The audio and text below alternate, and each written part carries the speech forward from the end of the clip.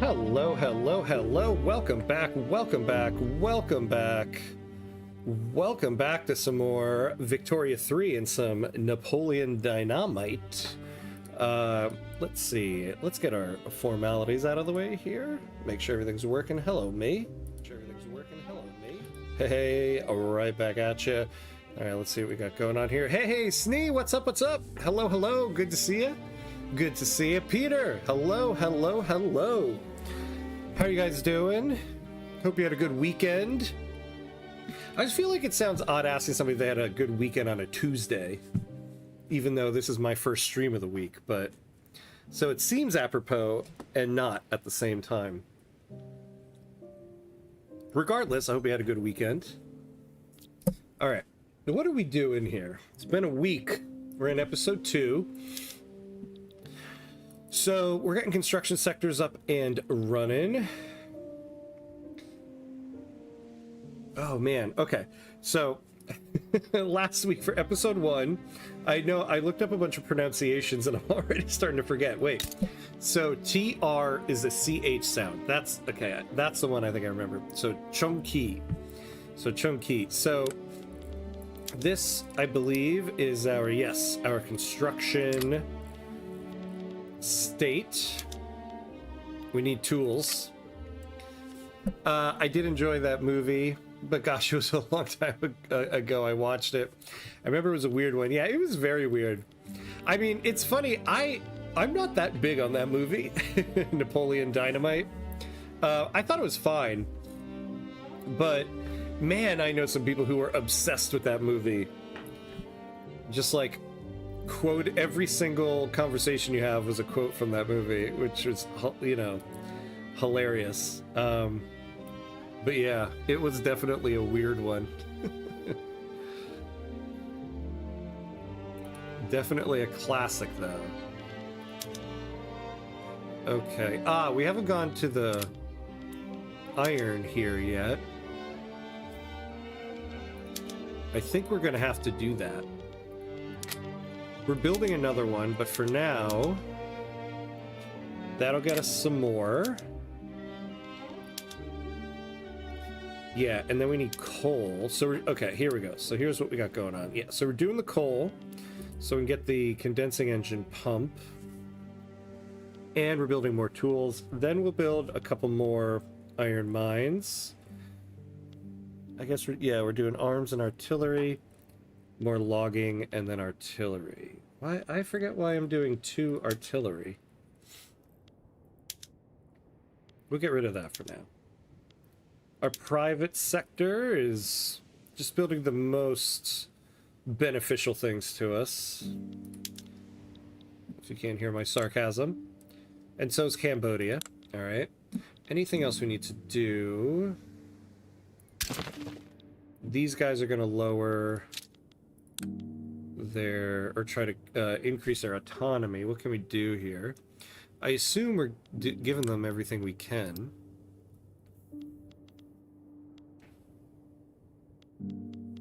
Yeah. So, yeah, if we can just raise our army power projection here. And so, once we can switch, yeah, once we switch to line infantry, that should be fine. Hey, Connie, what's up, what's up? Hello, hello, fresh cut. That's right, I finally got a haircut. I've been meaning to get a haircut since right before Christmas, and I pushed it off forever. So I finally, because of I had to go out of town there, I had to do, oh, that's why we're building 2 artillery. Ha, okay. Let's add that back in. Whoops. Okay. Oops. So then we'll add a second one in there. I hope you're doing well. Yeah, yep, doing good. Doing good. New week. Actually, I'm feeling a little sick. I don't know if anybody can hear it in my voice. But all, you know, overall doing okay. How are you doing?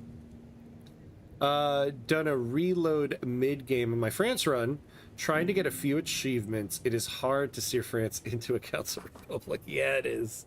Yeah, it is. They got all those like unique ideologies. So I feel like you're battling so many different political ideologies in a France run. Yeah, that should be an achievement in and of itself if you can get them to a Council Republic. Nice though, nice. Which achievements have you gotten so far? I think we're ready to go here. We're enacting migration controls, and we're on closed borders. All right, so away we go. Oh snap! Hopefully you recover quickly. Yeah. I'm doing okay. It's that kind of sick where you're like sick enough to make your day not good, but not sick enough to like call out of work or anything like that. Oh, and you have some good news. What is the news, Connie? Please share. What's going on? Only Belle Epoque. Okay, okay. But hey, you got Belle Epoque. That is the start. It's a start. All right, so we get these coal mines, and then we'll switch over to the Atmo engine.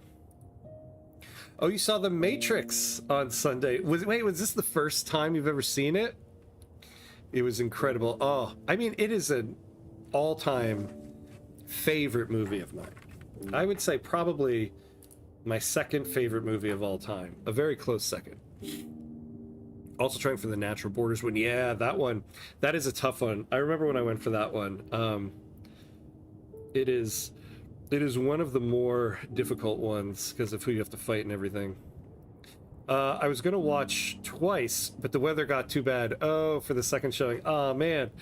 Yeah. Now, a lot of people are going to tell you that the sequels are not good, and I contest that to no end, especially the second movie. I love The Matrix Reloaded. I really do. And the third one is just like, it's an ending to the story, right? So definitely move on to the sequels. I was obsessed with that one when it came out. Yeah, right. Oh, I mean, it's crazy to think that at the time people didn't get the premise because it's so ingrained in pop culture now. Dude, I'm feeling the same now. I can't stop thinking about it. I'm gonna try and find a box set for it. Yeah, I've heard that, but I'm gonna give them a chance. Yes, definitely give them a chance. Because, I mean, I think here's the thing people didn't appreciate enough about the second one. Hold on, let's read this. French Republic is calling in the obligation we owe them by requesting our commander, Chongwen Fook, be sent to serve in their military. How is this guy? He's a defensive strategist. But this would absolve the obligation we owe them. Let's do it. So we lost him. Here we go. Yeah, we could do that. This is a royalist. Okay. We'll do that. The political wills and desires of the lower classes will always remain an opaque matter. For whatever reason, support for migration controls has spread like wildfire across Dai Nam, spurred on by charismatic speakers and lively debates in small-time social clubs. Yeah, we don't want to give 20% political movement pop attraction to the Vietnamese supremacist movement. Yeah, we'll take that. Hey, J-Makers, what's up? What's up? Hello. Welcome.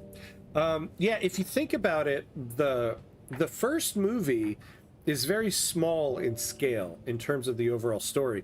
You're only ever on the Nebuchadnezzar and in the Matrix, right? And so what's really cool about the second movie, which I really appreciate, is they really open up the world and you get to see a broader scope of what's happening in the world and why the fight is happening and stuff like that. I didn't even realize that about the first movie until I saw the second movie, that for the entirety of the first Matrix movie, you're just on that ship. And then, of course, in the Matrix, but the Matrix isn't real. You never see the real world, and you finally see the real world in the second movie. And obviously that's not a spoiler, it's just like kind of assumed, but the second movie is just fantastic. And the first one is just iconic. I feel like it's like in a place in and of itself. And what I think is really cool too is the Wachowskis wrote all three of those movies together. They wrote The Matrix as this trilogy. But at the time that when it came out, they didn't have a lot of experience directing, and they wanted to direct it. They were already established screenwriters, but they hadn't really ever directed anything. And so they said to the movie studio, you can make it, but we have to direct it. And the movie studio was like, this is going to be a multi-million-dollar large production. I don't know about that. And so there's a movie the Wachowskis made called Bound. And so they said, write us a much smaller scale movie, something that will cost a lot less money, and we'll see how you do with that. And so they wrote this movie Bound, which is a great movie, also with Joe Pantoliano, who's Cypher in The Matrix. And that movie is basically like a play almost. It just takes place in this one, I think it was like an apartment building, and it's like 3 characters, very small in scale. And the movie did very well as like an indie movie. So then the movie studio was like, all right, so now you guys can make one Matrix movie. You can't make the whole trilogy. You can make one. And that's why the first Matrix movie ends how it does, because they needed to end that movie in a way where if they weren't going to be able to make the other 2 movies, that movie needed to be able to stand on its own. So because they weren't sure how well it was going to do if they were going to be allowed to make the other 2. And then, of course, it was The Matrix, and they were allowed to make the other 2.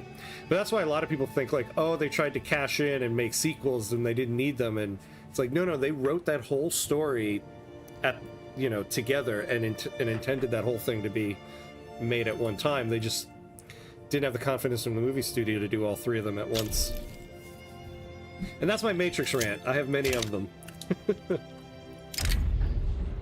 People living in Baki under dire conditions are afraid that the migration controls reform will increase competition in the job market. Ooh, okay, so we can add in this amendment to the law. We'll lose migration, attraction, and wages. Or we can lose 10 success chance and get a little bit of radicals. We'll take that. Yeah, we don't need to negotiate on it. We'll keep it as is there. I didn't think about that. That sounds sick. I think I'm going to watch at home instead of waiting for the possibility of a theater showing. Yeah. Definitely watch it as soon as you can. I love the lore. I'm going to add that to my list. Yeah, and after watching all 3 of those, there's a series of shorts they made called The Animatrix, which are all like different types of animation. So there's like Japanese animation, computer animation, but the shorts are all adding to the lore and the history and stuff of the Matrix world. I watched an interview with John Rhys Davies, who played Gimli in Lord of the Rings. He spoke of how he was about to say no to the role due to Peter Jackson never done a huge production, only small. Yeah, isn't that crazy? Like, people are like, I don't know if you can handle this. That's right. I remember there's a story about Peter Jackson pitching the Lord of the Rings to Warner Brothers, and Warner Brothers was like, yeah, I don't know if you can handle a production like this. You can make it one movie. They said to Peter Jackson, Warner Brothers was like, you can make the Lord of the Rings, but we're only going to fund one movie, so you got to fit this into one movie. And he was like, no, I'm not doing that. That's sick. I looked up and noticed that people were saying that 2 and 3 were one movie, but I didn't know there was so much backstory. Yeah, the 2nd and 3rd movie connect so much better together because they knew at that point they could make both of those movies. The first one needed to be more of a standalone. And that's why it really isn't a standalone until that last scene at the very end with Neo there. All right, do we need to switch our livestock ranches over? Not necessarily. Let's see if it'll be profitable for us. Not really. Although we could make...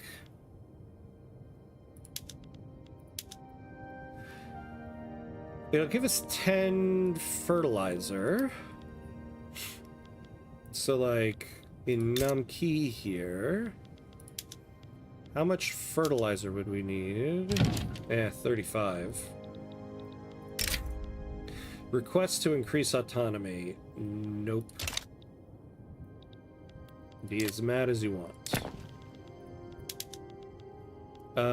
And then Chunky. Oh, we don't have any rice farms there. Okay, hold on. So if we switched all of them over, how much fertilizer would we get? We'd only get 10, so we're not going to switch anything over yet. Oh, but his agent and oldest son got him on track. Oh, yeah, with Gimli, yeah. Yeah, that's interesting, too. Even the actor was like, I'm not sure about this. God, can you imagine if he had passed on it?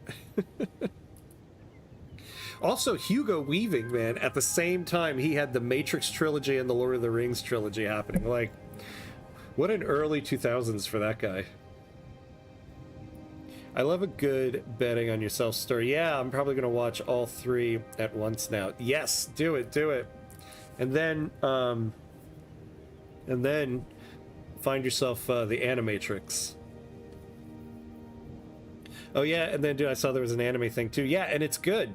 I mean, it's a bunch of different shorts, so some are better than others. But if you enjoy the story and you enjoy the lore of the Matrix, it's definitely like something worth watching. Inspired by the ongoing reform to migration controls, Han Chen of the Intelligentsia has penned a vision for a future where borders are abolished altogether. Alright, so we can get 20% enactment success chance. The leader of our Intelligentsia will become popular. The armed forces will lose 3, and that's no problem to us, so we will take that. A newspaper called the Namki Edition has printed a bigoted article about the Yu people living there. We can suppress the article, or we can let it be released.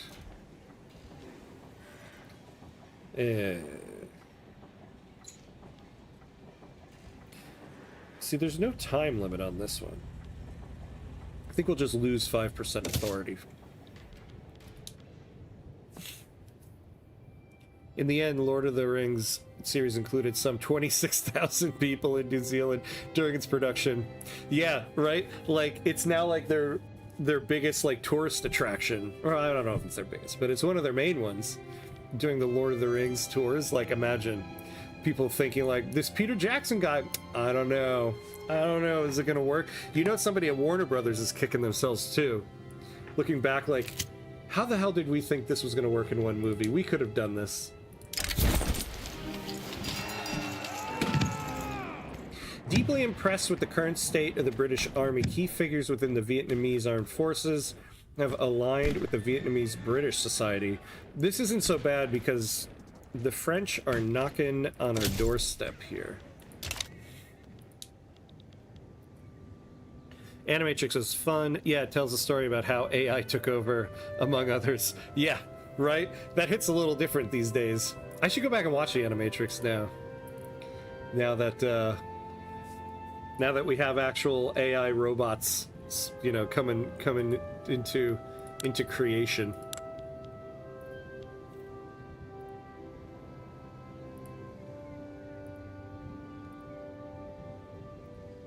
Yeah, it is great. It's funny because I have like an individual copy of all the movies on DVD, and then they came out with this like 10 DVD box set that I got. So then I had like 2 copies of all the movies. Then when Blu-ray came out, they came out with the Blu-ray 10-disc box set, and I was like, am I really gonna get this? Am I really gonna have 3 copies of all these movies? And I didn't get it. But I thought about it.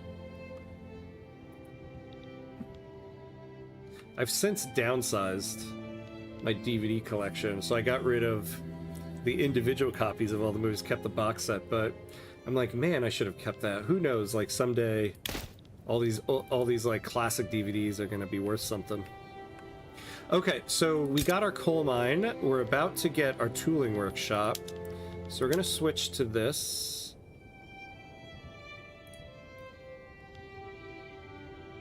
We're only down 41. Yeah, here we go. We'll build up... Yeah, we're building up 2 more iron mines to cover the arms industries and artillery foundries. Alright. So what we'll do is... we'll see where we are in terms of iron after these 2 are built. maybe add another construction sector and then build a little bit of the staple goods here. Yeah, because clothing and furniture and groceries are crazy expensive for us right now. So we can fix that up a little bit and then continue working on construction.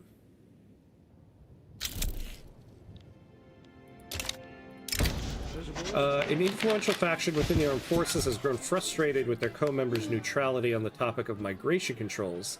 Themselves in favor of the law, they have now resolved to form a separate political faction intent on passing it.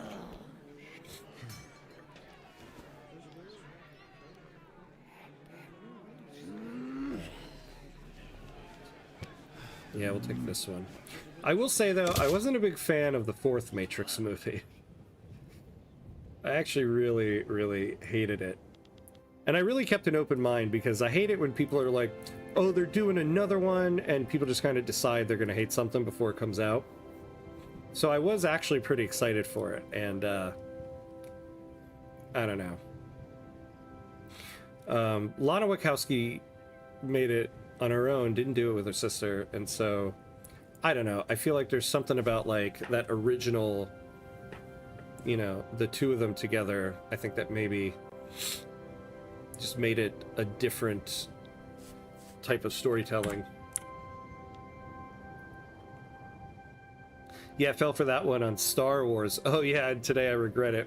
George Lucas messes things up too. Oh yeah, too much. Oh my god. Yeah, now that at the end of Return of the Jedi, Hayden Christensen shows up as the ghost and everything. I have no idea why he did that. All of the CGI he added into the original 3 were just so unnecessary. It really was just, I don't, like, I'll never understand what the point of any of that was. Yeah, fourth one was not good, I agree.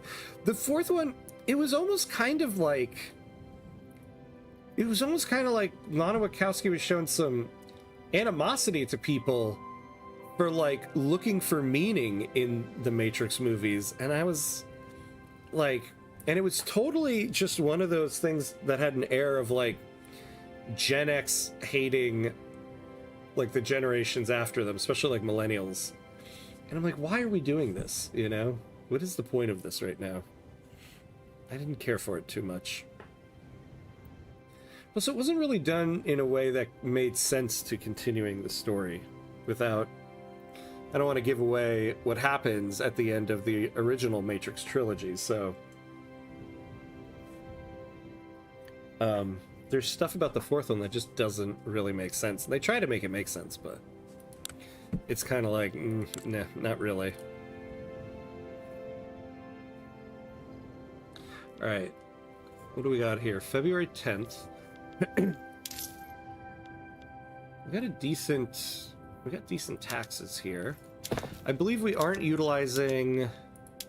Oh, we are. Oh, okay. Oh, also... Merchant Marines are a little expensive. It looks like we can utilize the cargo port here.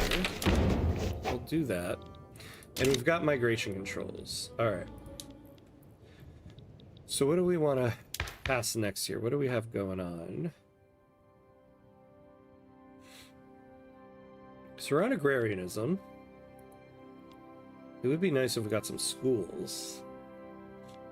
Oh, we got the guild system. Yikes. Debt slavery. Alright. Honestly, I'd like to get rid of this first.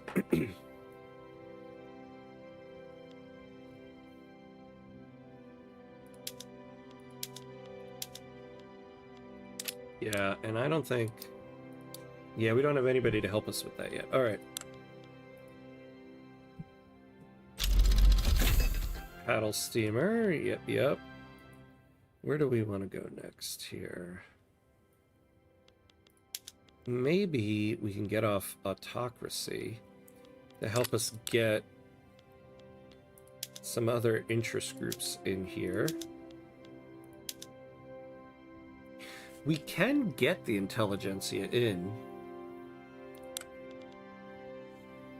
If we could, what would we want to change?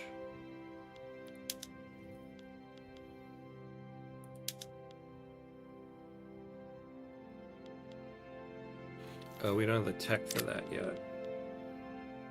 We can't change guild system. I suppose National Guard would be nice. We don't have the tech for it yet.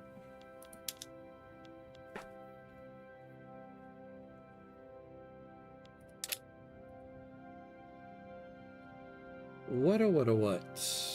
I suppose we could do some colonial affairs. Where would we go with it? Oh, we have this right here. Okay. Yeah, so I suppose we want to do that. So we'll go for colonial exploitation or colonial resettlement.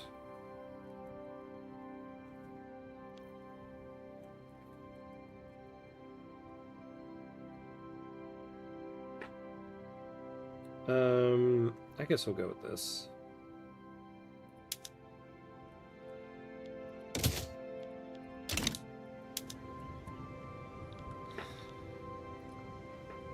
Hey, Just 24, what's up, what's up? How are you? Good to see you. If I could, I would change the human nature so that we stop fighting against ourselves. Oh, but I guess you meant in-game. Yeah, agreed on both fronts. How do we do that in-game, and how do we do that in real life? With more of an emphasis on in real life. Hello, how you doing? Good to see you. Hey, Super Frank, what's up? Good to see you, my friend. What's the main difference between National Guard and Secret Police? I always liked the second more because you have more ways to remove people you don't like. That's one of the main benefits of Secret Police. Officers get a lot of strength. Oh, I did notice actually you do get +3 countryman ability. That's not bad. And you get more coup resistance.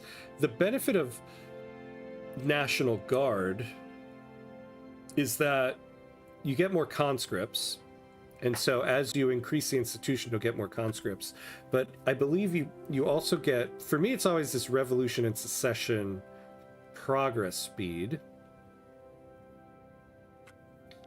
Oh, I guess you get the same with Secret Police. For me, the biggest benefit always of National Guard is the conscripts, and then the revolution and secession speed. So you get conscripts with this. I guess Petit Bourgeoisie gets some strength, but mainly you get more conscripts. And I guess with Secret Police you don't get the conscripts, but getting, that +3 amenability could make a big difference in law negotiation. And the coup resistance, getting that 0.7 and then that going up with each level of the institution, that's actually not bad either. I think one major solution to Hollywood is just clone Christopher Nolan and make all the movies. I know, right? He is one of those directors where you're just like, you just wait for his next movie to come out. It's funny you mentioned, I finally just saw, I don't know if it just came out or if it's been out for a little bit, but a trailer for his next one, The Odyssey, which looks great. Yeah, it's like I want more movies from him, but the fact that he takes his time with the movies is also why they're so good. What can we do here? Let's see what the Petit Bourgeoisie want. The Petit Bourgeoisie pour only their best vintage and smoke only their finest tobacco during a polite discussion with government representatives about colonial exploitation. Yeah, we don't want to go to local police. We can give them political concessions. Oh, look at this. Or we only have to raise standard of living 0.8. I think we'll take this. I think we can do that. Because once we start making some textile and furniture manufactories and some food industries, things will get a little bit cheaper for people. Their standard of living will go up.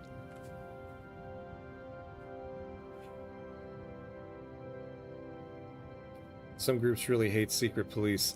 Yeah, it'll really piss off your intelligentsia. I can tell you that much. They'll really be upset. Actually, you're right, too. There's some political movements. Yeah, like the liberal movement, some of the other ones. So that is, yeah, it's a good point. That is something else to consider. Now we can get National Guard. Oh, and we can go for oh, I didn't realize, yeah, we didn't have dedicated police force. I think Christopher Nolan has a fan here. Yeah, this is true. This is true. I'm one of them. Yeah, Dunkirk is absolutely... I love that movie so much. I mean, I love all of his movies a lot, but yeah, Dunkirk was such a great movie. Such an interesting way to tell a story, too. 3 separate stories happening during 3 different time frames, like in terms of the length of time each story takes place. If you can enact it early, most groups are okay with it when the mid-game hits. It's only annoying when you get the -10 right after enacting it. Yeah. Yeah, this is true. To be honest, I generally just always stay on National Guard for most of my runs, just so I can get the extra conscripts. Because, especially too, if you're on Professional Army, this is the one army law you get the least amount of conscripts. So combining National Guard with Professional Army kind of gets you the best of both worlds. But yeah, Secret Police does have a lot of benefits to it. I like to live in the alternate reality where he did the recent Star Wars trilogy. Can you imagine? Can you imagine? Christopher Nolan doing Star Wars. I mean, we already saw what he did with Batman. That would be the be-all and end-all right there. A significant group of slaves has risen up and made for the borders of Great Qing, where slavery is illegal.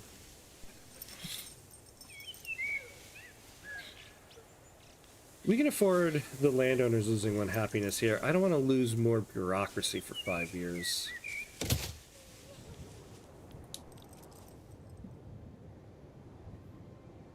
I'd like that one. I do love the Dark Knight movies. Yeah. And I'm not a fan of Tenet or Interstellar. You're not a fan of Interstellar? Interstellar might very well be my favorite Christopher Nolan movie. I love that movie so much. Tenet, yeah, I can see. Tenet is like... Tenet is the most Christopher Nolan movie. Tenet is like... where the movie studios were like, okay, Nolan, you can do whatever you want. Blank check. You've earned it. Go for it. And then that one came out and everyone was like, okay. Maybe we'll reel you in a little bit next time. It's not a bad movie. I enjoyed it. But it is the most Christopher Nolan movie. Members of the Vietnamese British Society are greatly impressed by the advancements Great Britain have made in medicine. With urgency, they seek to model the British approach to medical innovation. Okay, so remind me again who is in our British Society? Ah, okay. Can make the intelligentsia a little bit happier. Oh, we get tech advancements, though. Of course we're going to take that.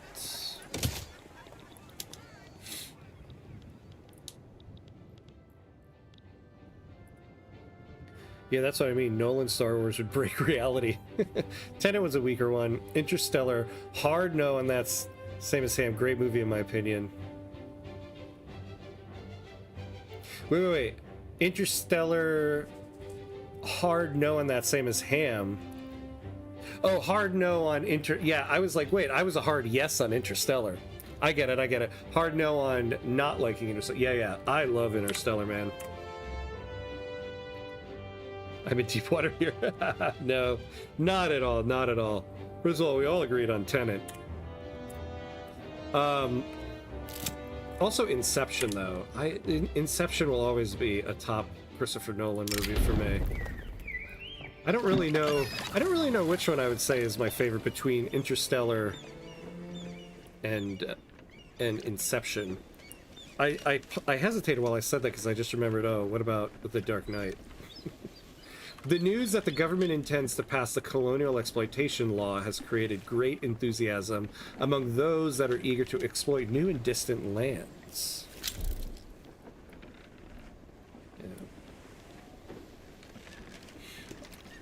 So we could get some prestige. That'll help us not have our subject wanting to get away from us. Though...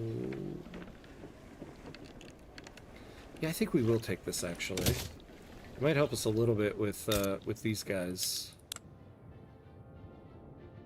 Yeah, look at that. Now we're going to go down a little bit.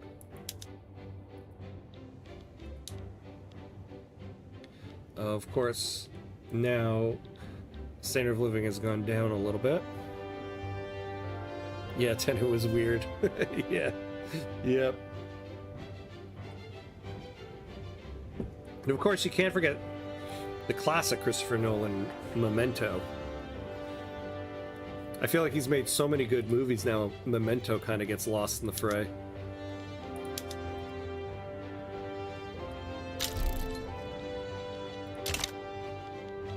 All right. Oh, Prestige, yeah. Another one that kind of gets lost in it. Yeah, I enjoyed that movie too. That was a very good one. That one was very good, especially considering, for some strange reason, it was one of two magician movies that came out at the same time. So there was The Prestige, and then, like, I forget what the other one was. I think it had Edward Norton, maybe? Somebody like that. And so The Prestige looked even better because it was much better than that other one. But yeah, that is another good one. Memento's wild. I love it. He doesn't make fever type movies anymore. Yeah, yeah. Like fever dream movies. Yeah, absolutely. Now he's trying to get those. Now he's trying to get those Oscars. All right, we'll do that. This will make coal a little bit more affordable. I wish our private sector would start doing a little bit better for us. What we really could use is our private sector start buying some of these.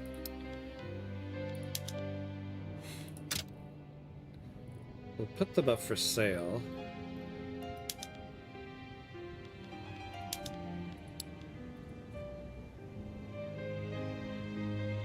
Yeah, I love how well Nolan uses Michael Caine.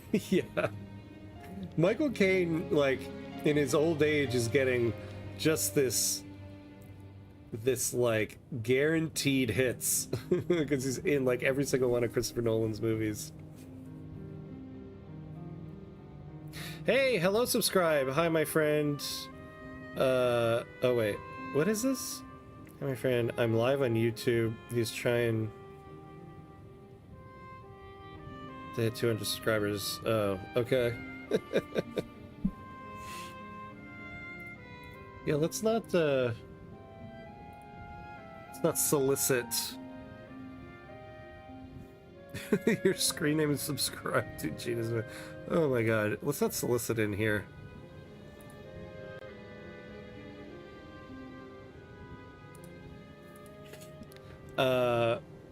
Was that with Hugh Jackman, Edward Norton, and Jessica Biel? No, Hugh Jackman was in A Law Progresses to Adoption. Hugh Jackman was in the Christopher Nolan one, The Prestige. So that was Hugh Jackman, Christian Bale, and Scarlett Johansson. And then, yeah, Edward Norton and Jessica Biel was the rival magician movie. The Anti-French Society has offered us an opportunity to establish an alliance with the Ottoman Empire. Their proposal, if accepted, is intended to counter French interests. Yeah, we'll take that. Any ally we can get. Organizers affiliated with the peasant movement have embarked on a focused campaign to inspire support for homesteading in Baki. Alright, so pop attraction to the peasant movement's not bad. We'll take that. Yeah, I think that was where Nolan was like, I have my Batman. Yeah. Yeah. Well, also I think too, partly same film schedule. Because I think The Prestige came out in between Batman Begins and The Dark Knight, right? If I'm not mistaken.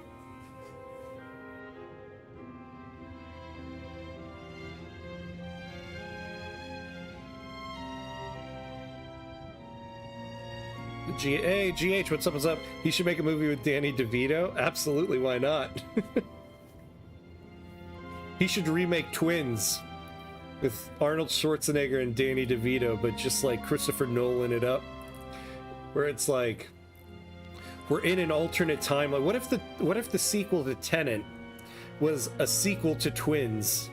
And you're like, in this timeline, you two are brothers. In this timeline, you're not. That would be an epic movie right there. That one is just so weird. It could possibly happen. Okay.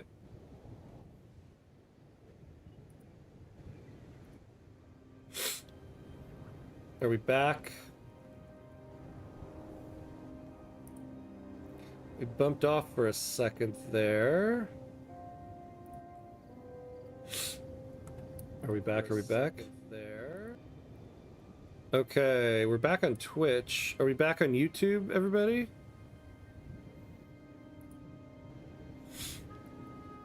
Oh, good. Thank you, Just24. Back on Twitch. Yeah, we seem to have had a hiccup there.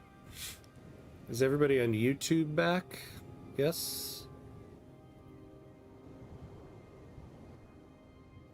Oh no. Is that a no? I'm gonna refresh my feed here.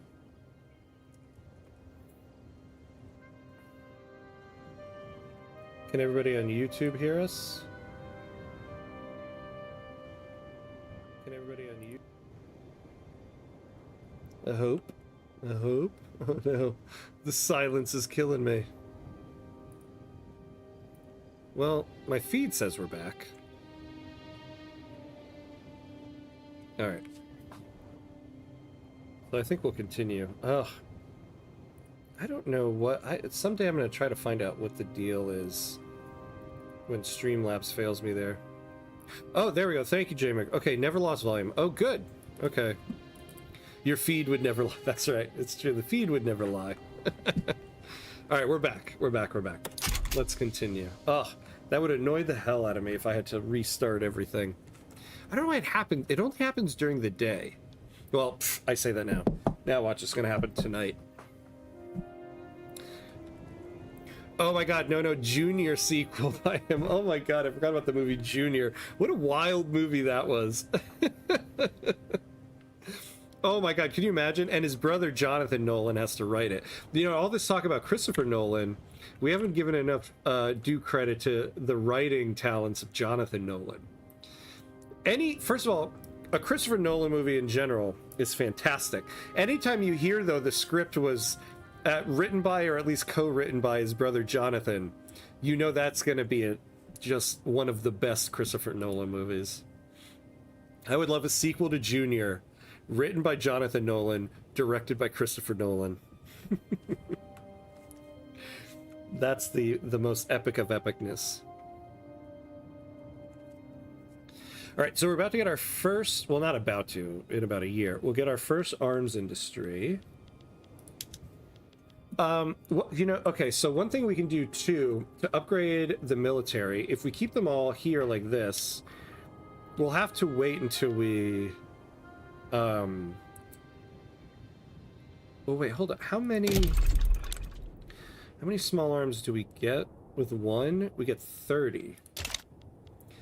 Yeah, that's not gonna work.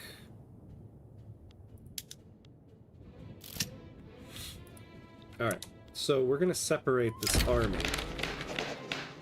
This afternoon, Nien Nong Kao, leader of the armed forces, delivered a fiery speech advocating for the enactment of colonial exploitation. Who's this person? A moderate. Alright, so we're gonna add one more. Actually, no, maybe not there. Yeah, maybe we'll do it there. So let's split up the army.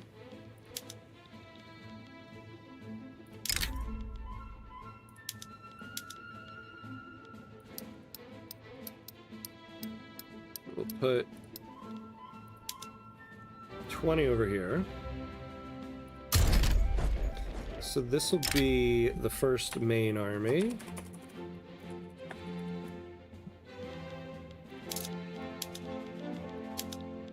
And then this will be the first cavalry.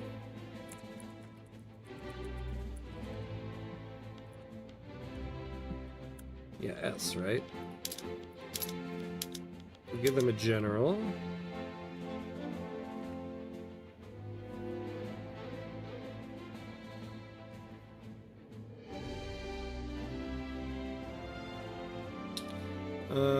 Let's see. Supply requisition.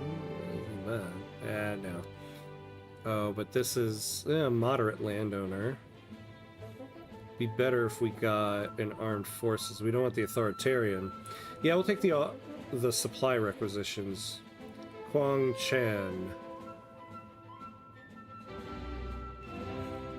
Alright, we'll do that. So then, once we get the first arms industry, we'll upgrade this one. And then we're not upgrading all 50 units at once. Hey, LaPlace! Good morning for New York. That's right, that's right. Hello, hello. How you doing, my friend? Good to see you, as always. How's your weekend?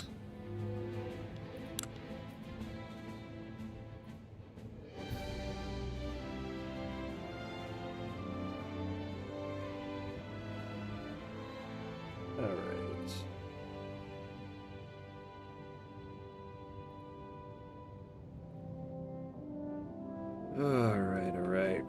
Doing another Persia run. Ah, nice. But with the Qajar dynasty secretly having been blackmailed by Britain to turn Persia liberal. Haha, nice. I love it. I love the RP element of it. I love any type of RP in this game. Always good. I finally finished my Persia run. That the last one I was trying to get was that new achievement that came with Iberian Twilight, where you try to turn Spain Muslim with any Muslim country, and I was able to get that with Persia, although we were Iran by the end of it, so Iran turned Spain Muslim. That one was a little difficult. My weekend is okay-ish. Okay. Not bad. At least not bad. That's good. What exactly made it... What was it that made it not wonderful? Actually, let's not focus on the negatives. What is it that made it okay? I just got into a bit of argument with Malaysia in X, explaining that having the same root of language is not the same as having the same language. Yeah, that's true. You know, the same, like... What is it? French, Spanish, and Italian all have the same root, but not the same language.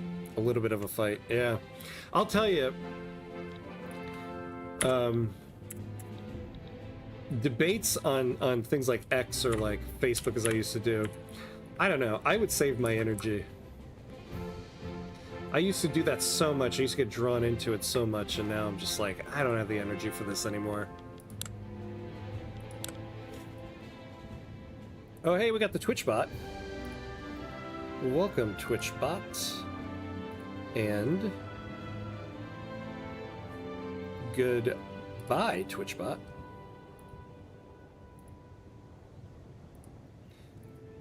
All right. Now let's see here. We're doing all these logging camps. Do we really need it? No, we don't. We don't need all of those. So we're going to get rid of... We don't need 3 of them. Oh, wait. Oh, wait. I remember now. The reason I did that is because once we have these arms industries, we're going to have to switch to this. Why did I put that here? Because it has the iron. And this place, I could have built it here. Oh, well. Some Vietnamese people are unfairly blaming the poor living conditions in Bach Ki on their Min neighbors. Lawmakers working towards the enactment of colonial exploitation have found themselves mired in a particularly complex set of bureaucratic proceedings, grinding the work towards reform to a near halt. I would rather not lose bureaucracy for 5 years. I think we'll take this. So you know what? I think what we're going to do is we're not going to build the logging camps there.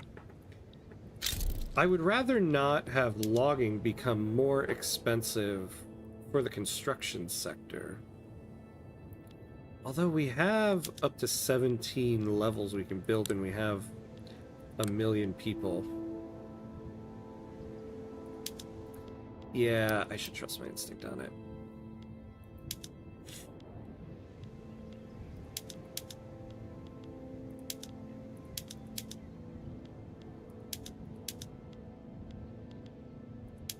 We'll do the logging camp and then one more and then we'll switch it. I don't remember having 4 states as Dai Nam. Is that a new thing from patch? Yeah, it's very recent. I was mentioning in the last episode, I did a construction tutorial video where I used Dai Nam. And so at that point, yeah, I only had 3. So this is kind of new. So now we have a bit of Chenin over here. So the map here kind of changed a little bit.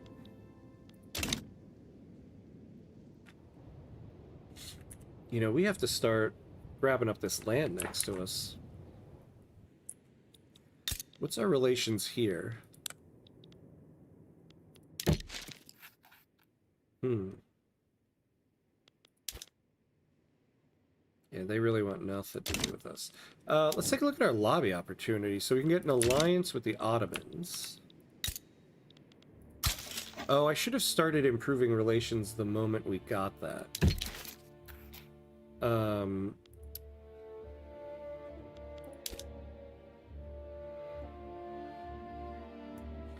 This is useless. So the lobby opportunity is for an alliance, and they already have an alliance, so, and they don't have multilateral alliances. They're allied with Spain. So that's kind of a useless lobby opportunity. Well, poop on that. Oops. Don't pause, don't pause. I dislike the argument because it holds no value to support the argument if every language defined by its origin, then English, Dutch, Danish, Finnish, German, and Swedish should be called Germanic. Yeah. I mean, that's why arguments on social media are just kind of pointless. You don't know who you're necessarily debating with or whether they're debating you in good faith. Like, it could just be somebody who's just going to keep saying no to you just to get you riled up. So, yeah, keep that in mind. Like how Indonesia's joined Trump Peace Club. Like, why? Yeah, I know. I don't know why anybody works with him at this point. He's just proven to be a not trustworthy person. Why work with him? Yeah, look at this. We got to start spending money. We got to start spending money. So what we're going to do is we're going to add another construction sector in.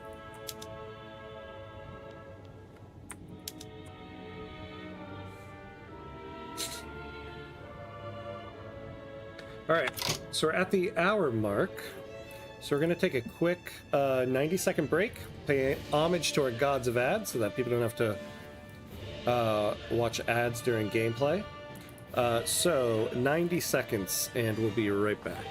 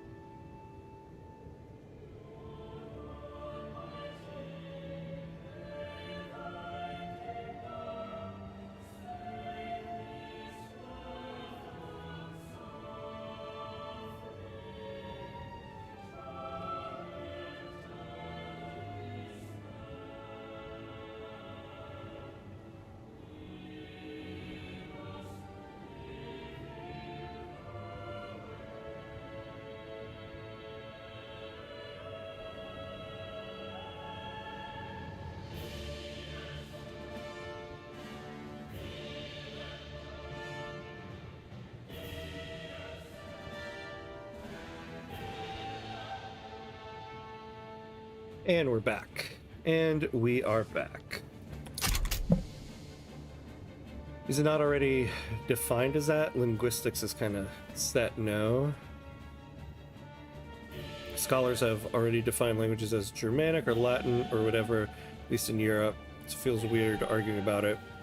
Well, I don't, it sounds to me like the debate was this person was telling him that the Germanic languages, they're all the same language. And I think defining something as the same language, I think, is a bit of a stretch. It's a different language. It has the same root. It's part of the umbrella of Germanic, but not the same, I guess, is I think the point Laplace was trying to make. Alright, so we got that. What are we researching now? Oh, good. Okay, so we're up to general staff and field works. Once we get these two things, we can start focusing on colonial exploitation. All right. Actually, yes. So once we get this, what we really need to do is get to railways and then water tube boiler. In fact, yeah, no, we should do this because we very well might get attacked. All right. We're gonna do both of these. It'll slow things down, but whatever. I wish we had some bureaucracy to increase this. In fact, yeah, we really need to tackle this. I forget once again, I checked this before, but are we utilizing? We are utilizing the PM.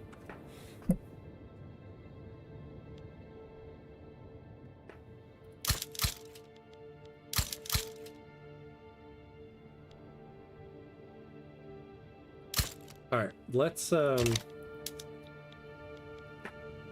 get these sooner rather than later.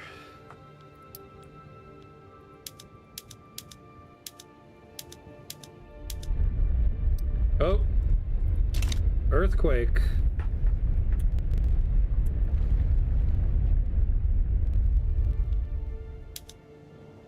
Lingering earthquake started in Channin.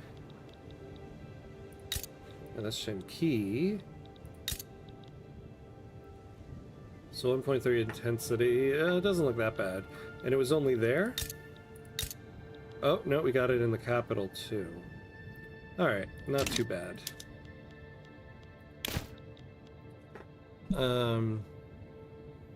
That's what my point. Indonesia never denied it's from classical Malay as its root, but doesn't mean it's a Malay language by definition. Damn, dude, I missed the Nolan convo. The Prestige is an absolute masterpiece. Probably my second fave director. Yeah, right. Absolute wonderful director. Who's your favorite? If he's your second, who's your number one? Oh, Nam-ite. I think for the time being, we can add some road maintenance here.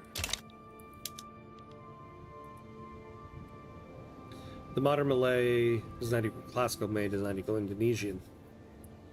I kind of look at language differences like modes in a scale of music. Oh, interesting. It's the same scale, just with critical differences that make them different. Yeah. Well, that's actually a great analogy. I like that. It was Christian Bale and Scarlett Johansson and Michael Caine in Prestige. Love that one. Yeah. Always mix that one with the Edward Norton one, which I forgot the name of. It's same. I forgot the name of that one too. Tells you something. Hey, Flash Fiction. Hello. Can't wait for Odyssey from Nolan this summer. I know. Doesn't that look cool? I was saying it before. I saw the trailer for the first time this weekend, and it looks really cool. That's gonna be fun. Although I'm wondering, like, is it the whole Odyssey? I mean, we were talking before about trying to fit the Lord of the Rings into one movie.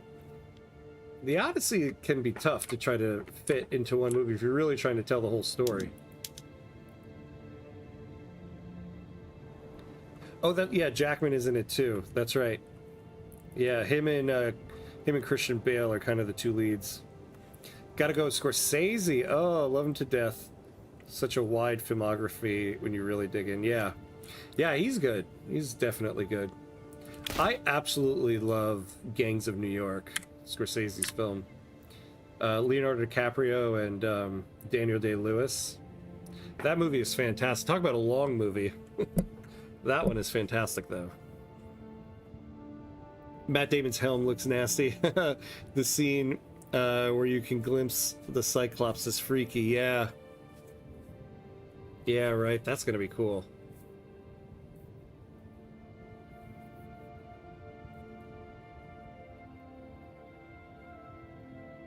Yeah, I did see that one. I'm hoping it'll come to theaters. Yeah, I might just have to do IMAX for that one. It's rare I spring for IMAX since it costs an arm and a leg, but that one might be worth it. Yeah, Daniel Day is ridiculous. I mean, he's one of those people that's just like anything he does, you gotta see. All right, so I said we needed to spend money. Well, we're spending money. But this is also largely because we have 55% tax waste. Although, you know, I need to be careful. We need more paper mills for all of this. And we don't have the PM for it.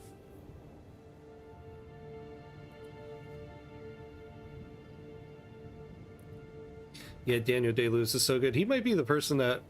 Well, I was going to say, he might be the person that got me into theater. He isn't. But one of the things that I absolutely love that I credit as one of my first early things making me love theater was the movie for The Crucible. Because it made me much more interested in the play itself. Because he is so good in that movie. Speaking of theater, how America Cinema Services actually are... Do you guys have spacious seat and no ads in the middle? No ads in the middle of the movie? No, we don't have that. There's a lot of ads at the beginning of the movie, but no. Are there ads in the middle of the movie where you are? And yeah, we do have spacious seats. The movie theater started declining and they realized they needed to make the experience a little better. So now most movie theaters all have like those reclining seats. It's actually pretty good. But it costs a lot of money. All the true IMAX tickets for Odyssey are already sold out. Oh no, there are only around 20 theaters that can project proper IMAX film. Oh, interesting.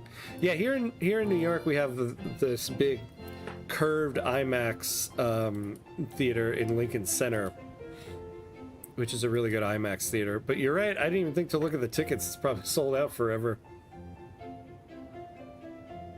Sometimes I think of doing theater, but right now I'm focusing on learning the technical side of movies. Oh, that's cool. Yeah, probably a better bet. Probably better on that sense. All right, so we now have a better budget. We've lowered the tax waste. I still want to get to a positive bureaucracy because I would like to increase this institution for the time being until we take all this land. Then when that's done, we can start looking at like some of this stuff over here.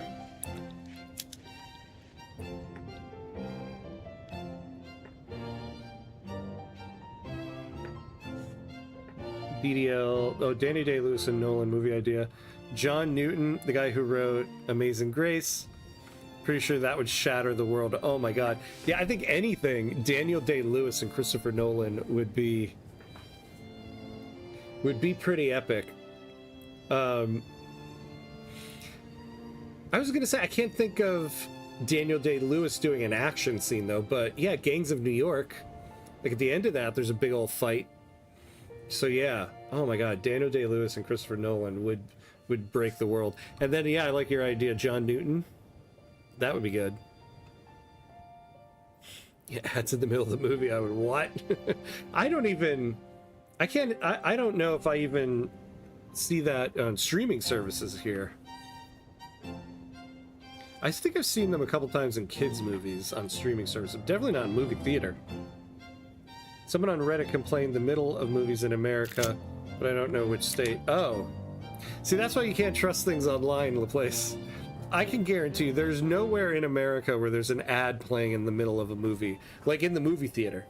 Maybe on a streaming service, but not in the movie theater. Despite not enjoying full rights under Vietnamese law, some wealthier Lao people have begun moving into neighborhoods and frequenting establishments they would normally be excluded from.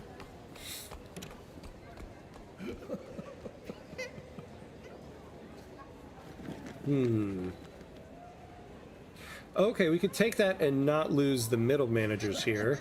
We're getting plus 10% bureaucracy from them, so we kind of need to keep the petite bourgeoisie happy here. We could use more loyalists, so... And I would like to not get all that radicalism, so we'll take this.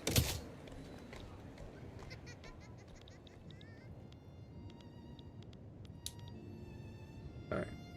You know, we kind of just need to get through this build queue. I think we'll go speed 4 for a little bit.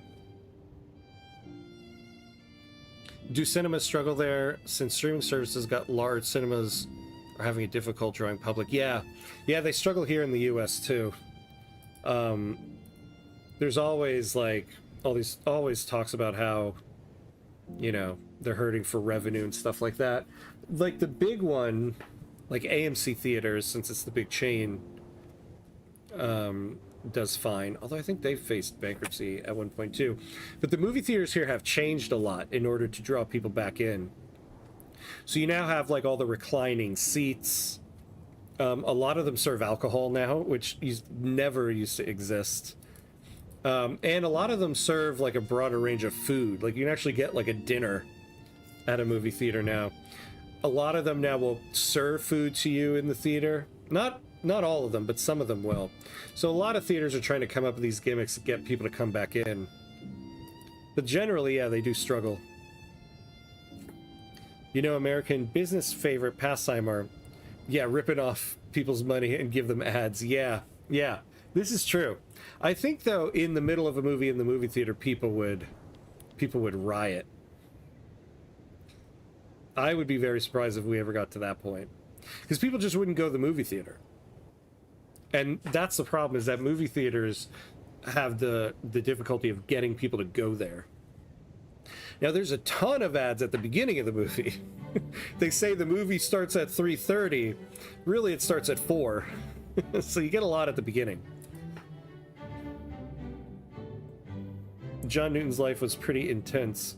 Nolan would make it stunning. Only thing is, the Christian component. Oh, but since he was an abolitionist, it could be pulled off. Okay. Yeah, I don't know much about his life. That's interesting. Christopher Nolan will make it work, though. Alright, let's increase that. Oh, what do we do? We're not passing a law. Alright, we don't have any promises, but we can now...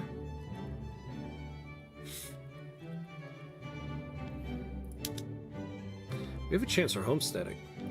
No, let's go for dedicated police force first, though.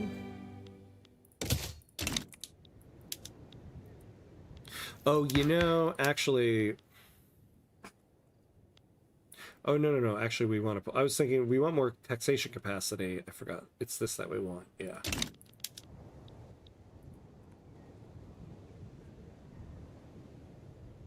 Well, seems the movie business have more common sense than HBO, Netflix, Amazon, and Disney Plus. Yeah, I know. Because even theirs, according to them, are struggling. You know, Netflix says they're struggling. They need to crack down on people password sharing, and then they go and buy Warner Brothers. Oh my god, we're getting another earthquake. Are there really this many earthquakes in Southeast Asia? Although nothing popped up, we heard the sound. I guess it didn't affect us. Realistically, I don't think movie theaters should cater to most of the population anymore. Make it a luxury experience, charge a lot. Yeah.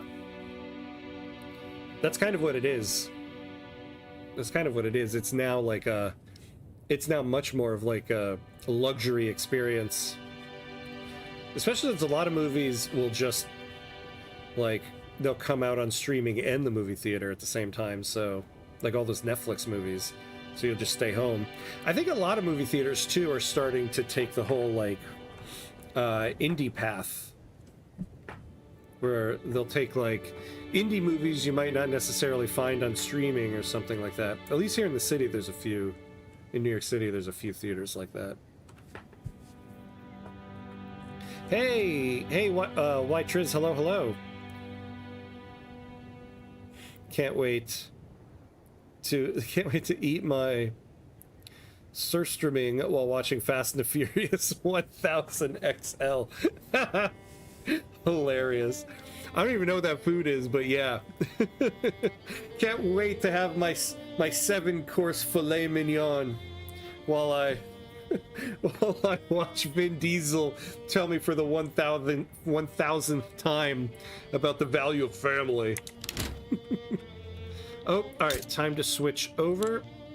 We now have an arms industry, so we're going to switch this over to hardwood. Yep, made logging a little worse, but we're going to fix that up. And now, let's upgrade these guys. You know what we'll do, actually? We'll do the cavalry first, because that's 10 less, and since we're paying extra money because of the higher cost of construction goods for wood, we'll upgrade the one that's going to be cheaper. And then, after we build the second one, we'll upgrade them. But by that time, we'll have built the extra logging.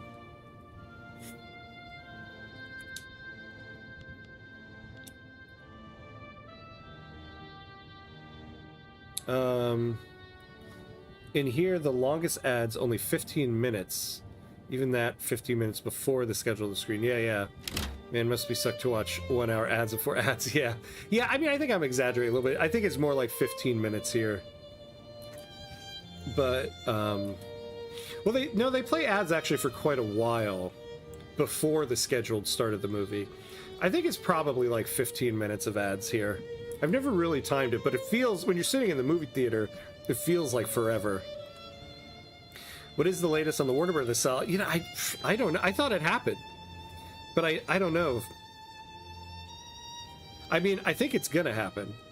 That's the thing. The U.S. doesn't block anything. So if the two of them, those two companies want to do it, they're gonna do it. Yes, there are many earthquakes in Southeast Asia. For obvious reasons, my country, Indonesia, sits in the ring of fire. Oh, and 2 continental plates. The Pacific and the Indian. Oh, yeah, that makes sense. Wow. Yeah, I guess that does make sense, right?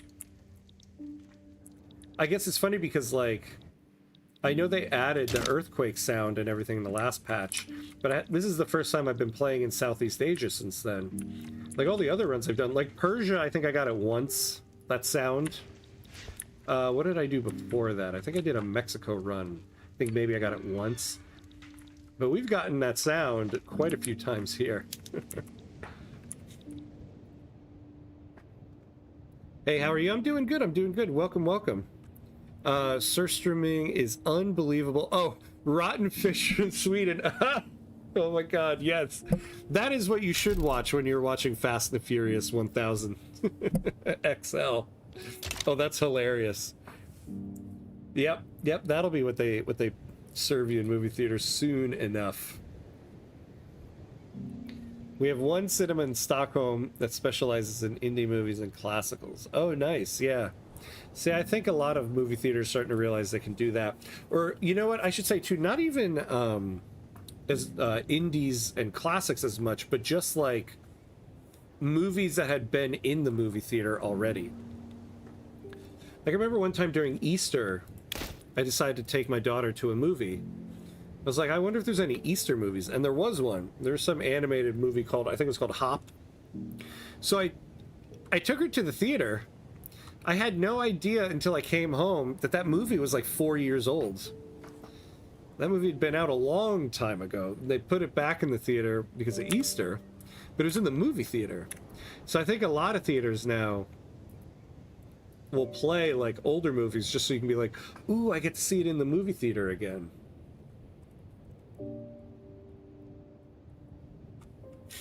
Love to see anyone play My Country Victory. Oh, nice, nice. Well, hello, hello. Let's see. Tuan Cruz. Hello, hello. Welcome, welcome. Yeah. I hope I do them justice for you. I hope I do them justice for you. We're off to a decent start. I think we'll be okay. We're definitely making the military much stronger now.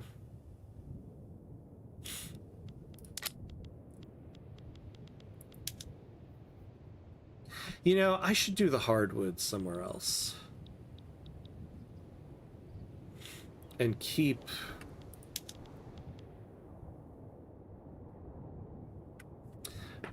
But we could always export it. See, the thing is, in Chungki, we have a lot of people. So I can build it up. I think we'll do that, yeah. Yeah, 3 to 5 Richter is quite normal, but things only get bad when hitting 7 or 8. That's a bit rare. The problem is not the earthquake, but the tsunami. Oh, yeah, that makes a lot of sense. The tsunami.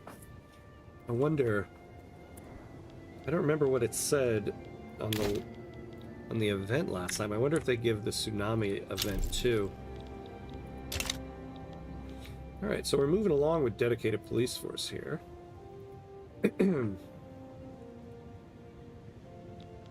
Standard of living is just going down and down.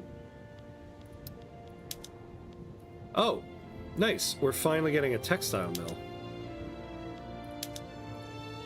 Do we have dye in our market? We do. So, let's switch them over to that. Do we have silk? We probably do, yeah.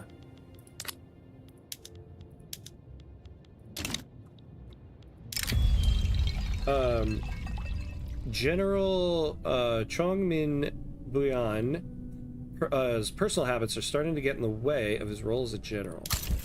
Alright, well, let's see what we like about this guy. So he's an opium addict. He's the defensive general in our main army. If we keep him, giving him minus 10% morale damage for 5 years. Hopefully we're not going to war within 5 years. We could fire him. Who do we have in the pipeline if we fire this guy?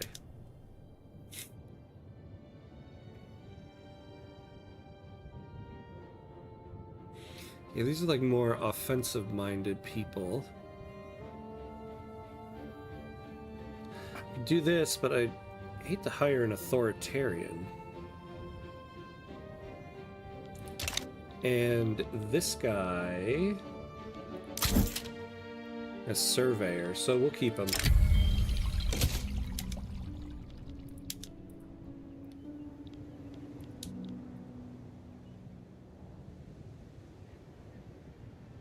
I tend to think that online, for most things, luxury in person is an inevitable future for consumer industry. Yeah, I agree with you there.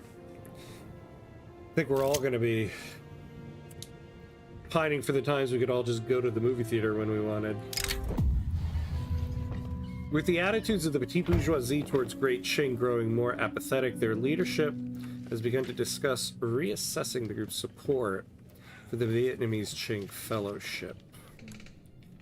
No, I want you guys to stay in there because I want to keep our relationship with Qing up.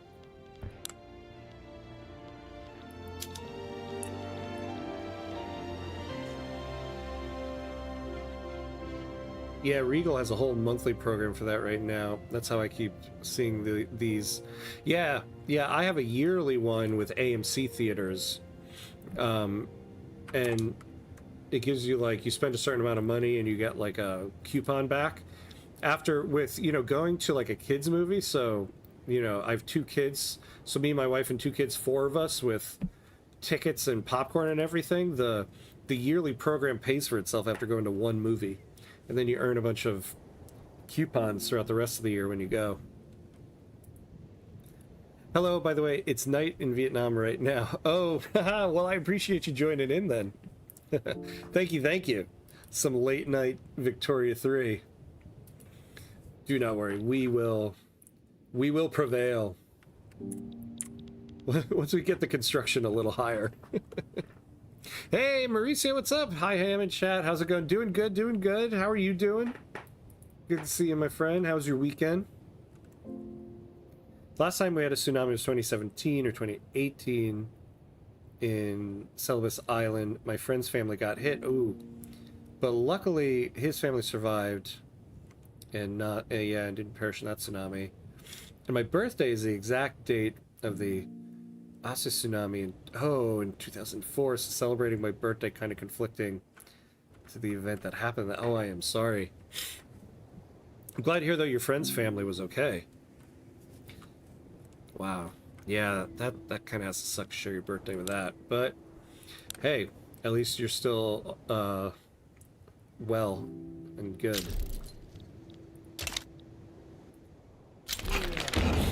Alright, we have dedicated police force.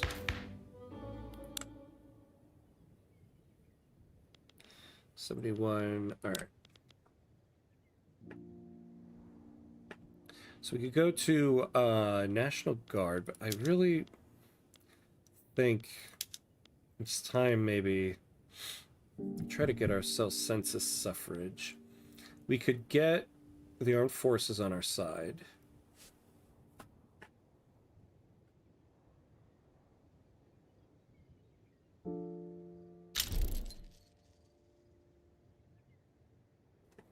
Alright. I think we're gonna go for it. We don't have any other promises, right? No. Alright. Yeah, we're gonna go for census suffrage. We're gonna swing for the fences on this. The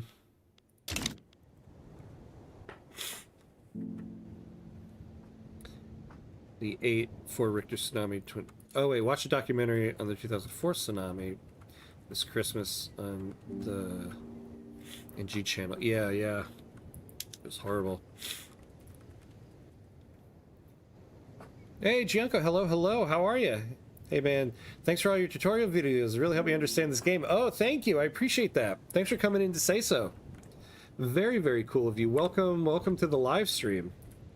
Glad to have you. Glad the videos are helpful. Thanks for watching them. I appreciate that. How are you?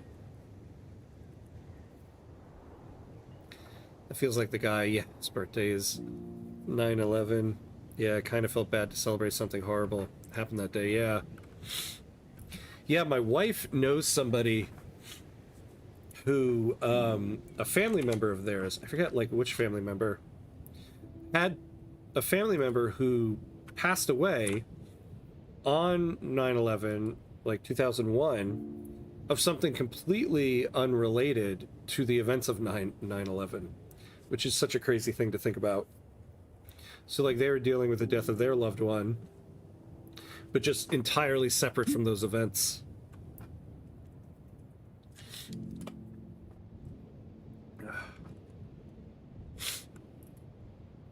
Yeah, also the Japan tsunami in Fukushima, that was that, and then the effects it had on the nuclear reactor, just an insane combination of events. All right, we're gonna go to speed 4 here so we can speed up this build queue a little bit. Ah, we got standard of living going up a little bit. We're almost there. We got 4 years. I think we'll get there.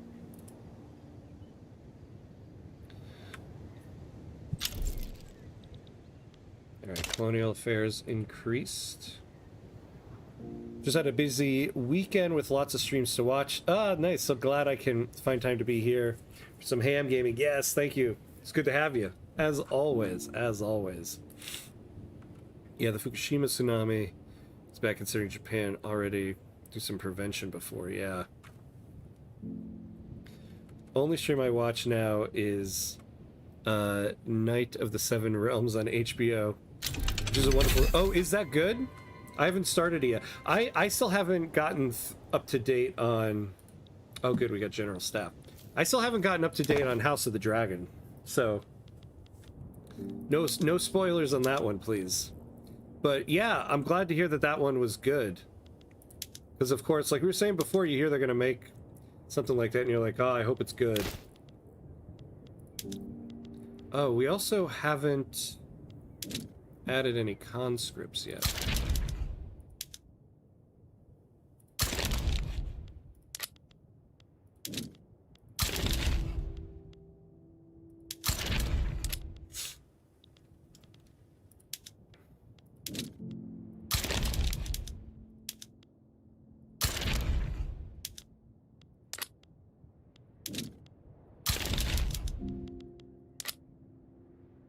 Alright, there we go, and now we'll fix that. So now we got general training.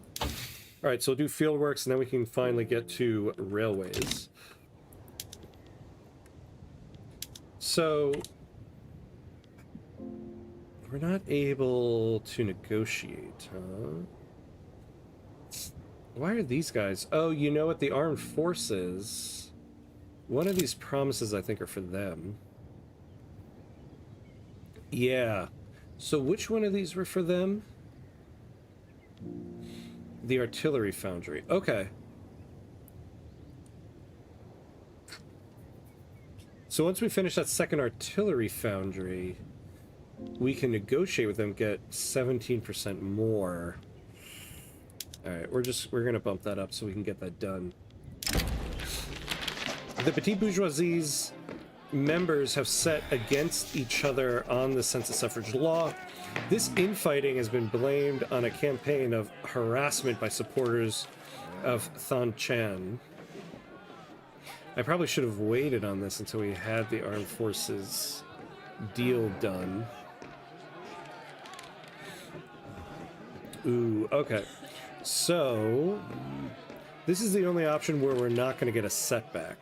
We'll lose a lot of political strength through the petite bourgeoisie, but that's a risk I'm willing to take.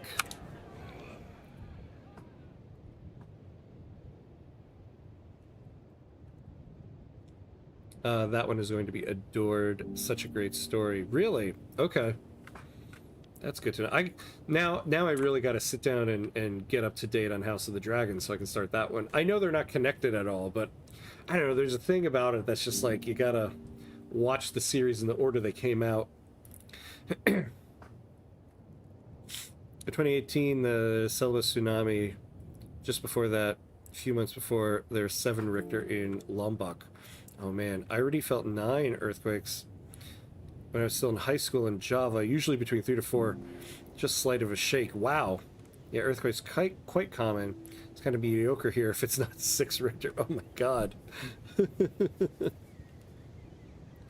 You're like, it's below 6, I'm not getting out of bed for that. Wow. Well, then I guess I see why we're getting all these earthquake events. Alright, we got our first one here. Actually, and you know, okay, before we build everything else, we really should add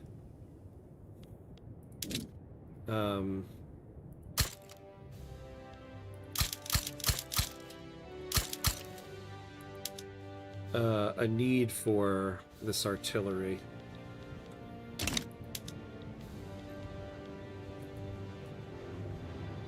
Who wouldn't love egg? King Joffrey references the story of Duncan the Tall in season of Game of Thrones. Joffrey's such an awesome character. Horrible but great. Oh wait, but does this new series deal with Duncan the Tall? Yeah, he was such a great character. Anytime you have a character that just makes you angry the moment you see them, that is a great character. And some good acting, too, to bring that out. I love your guide on how to work with trade centers so much. Oh, nice. I was struggling with lack of interest a lot while playing Colombia. Oh, nice. Awesome. I'm glad that one was helpful. Yeah, the whole, like, trade advantage thing is, like... Yeah, as you can see, I know what I'm doing with it. No, we haven't really tackled it yet. But yeah, once you can really manipulate that, it really helps your market here. Maybe we should start tackling that a little bit. Actually, yeah, we need to start exporting some of the hardwood. Problem is we can't really... We can do one more interest.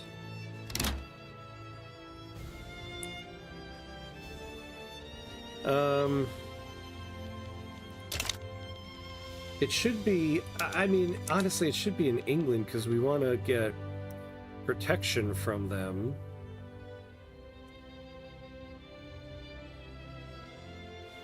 Oh, but the United States, no, Great Qing. Oh, look at that. Actually, no, we should put it in Qing then. We can get all that trade advantage. All right, we'll do that. So I was kind of thinking we wanted to do it in Qing anyway.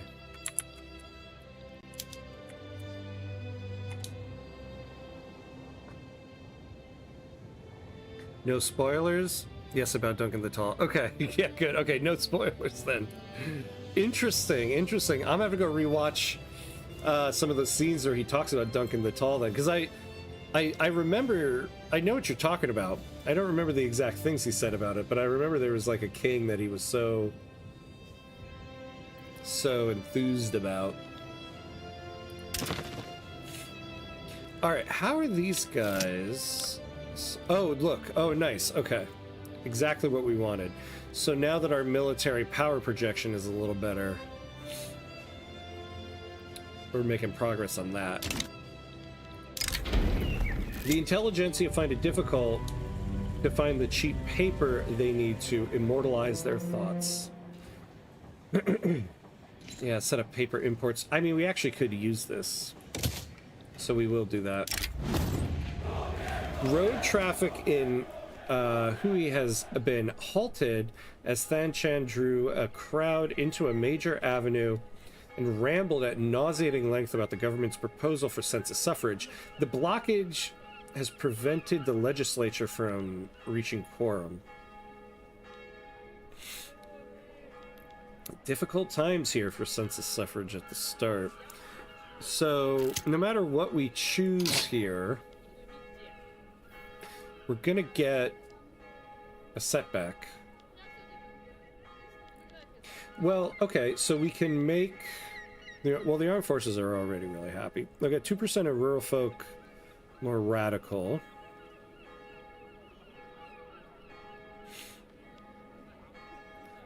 Yeah, we might as well take this. Alright, so we're gonna get the setback. And then we need to add in a...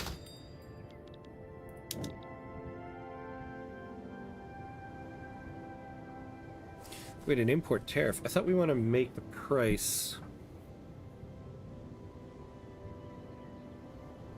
Oh, yeah, that's what... I was always like, I thought this is a subvention we gotta do. Yeah. Okay.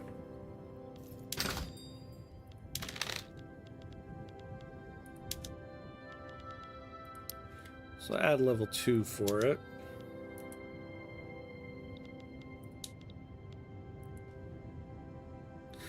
I mean, there are earthquakes when I was still sleeping.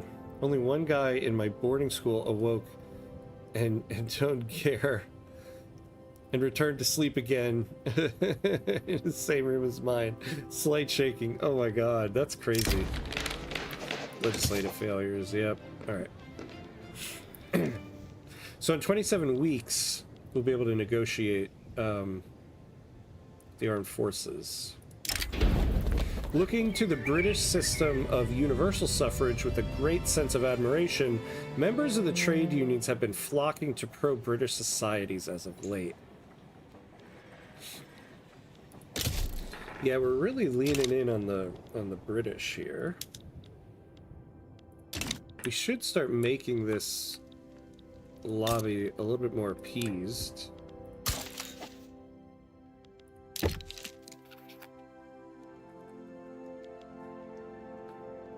I don't want to give them power block embassy though. I don't want them getting upset with us because we're not joining their power block.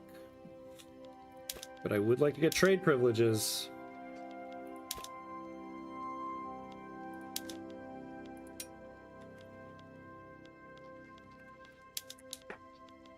We sell them anything.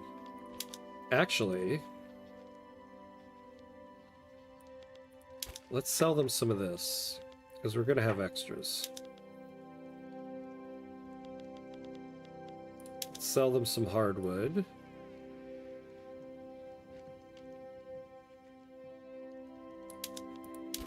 We'll have some.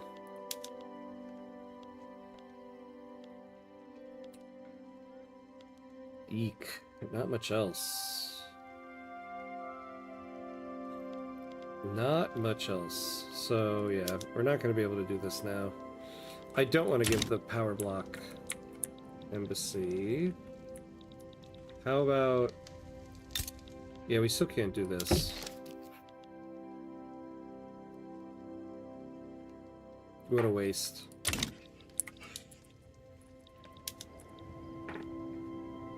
Natural disasters are one of the few things humanity still has no control over nature, along with climate change and sudden disease like COVID. Yeah, imagine we could just stop a deadly tsunami with a rock. Oh my god, yeah. Imagine. Or like tornadoes and hurricane. Yeah, tornadoes and stuff. Calm, incoming. I don't know. What is that? Can you form Indochina in this game? I don't know. We don't have anything here. So I don't know if we can here. I don't know if we were controlling anything here, what we can form. I mean, I think you can form Indonesia. I don't know about Indochina. What do we have here? Yeah, maybe once we can get, like, recognition. What do we need for this to pop up? So we need to get to unrecognized major power. And we need civilizing mission and international exchange standards. Alright, so it's going to be some time before we get recognition. Armed forces about to gladly make a coup just to give partial voting any second. Yeah, I would take it. Oh, look at law progressive consideration on an 8% chance. Wow, okay. Kind of why I feel coup still needs to be reworked. Still depends if one IG being angry and on the government, right? Yeah. Yeah, well, if you get... It really depends on the general. If you have the ideology of the general. If you have a general from a powerful interest group, and their ideology doesn't support whatever it is you're enacting, you get the coup. But it's also pretty easy to get rid of a coup. You just take the general, you separate them into their own army with almost no soldiers, and then you send them far away from your capital. It might be a little harder with, like, armies, because if you can't send them to other HQs out in the world, then it's a little harder. But if it's an admiral, a navy can send anywhere in the world. So you give them one ship, and you send them, like, over here. And then the coup is done. So yeah, I also think I like the new coup mechanic, but I do think there's some reworking they got to do with what their intentions of it are. Oh, let's take a look at that. Yeah, let's take a look at this. This should be super profitable for us. The local workforce. When are we going to get these financial districts doing this?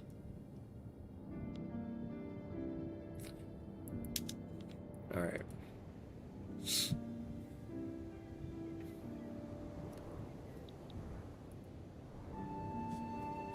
I mean, technically, you can make tsunami with nuclear bombs, or MOB with undersea detonation. Theoretically, you can make undersea earthquakes and tsunamis, but these many joules of energy to ignite that. Well, that's creating a problem, but we can't stop it from happening, though.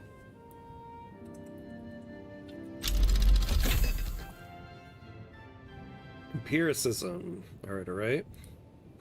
And we're about to get the artillery foundry. So let's get that. Let's finish that off. Excellent, excellent. And now we can negotiate with the armed forces.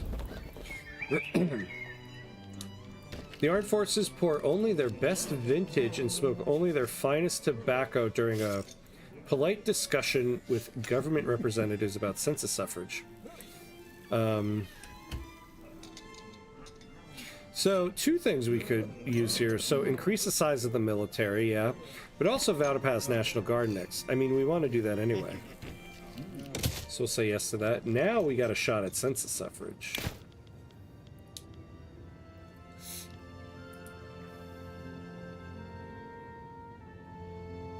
I like how you can just fire the guy that wants a coup. Yeah, and the coup will never happen. Well, no, the thing is, if you fire the general, there will be an event that'll pop up where the interest group will get really upset. So it's better to just separate the general from the army so that they're not controlling forces, give them one battalion, and just send them away somewhere. You have much less consequences that you suffer than if you just fire them. If you fire the general, then you have an event that happens where their coup might happen. There's like a RNG chance. But if you don't fire him and you just give them an army with no soldiers, then it's kind of easy to stop the coup from happening. General gets fired, coup, it's all over. No, that's not necessarily what happens. So if you fire the general, basically it acts as if the coup meter went all the way up, and then it fires an event, and you could choose between two options, and there's like a percentage chance that the coup succeeds, and there's a percentage chance that the coup doesn't. So there is a chance that you fire the general and the coup ends, but there's also a good chance that you fire the general and so the coup just happens. But if you just send them somewhere else in the world, then it's like, oh, they forgot to do the coup because the general disappeared. Why is this going up now?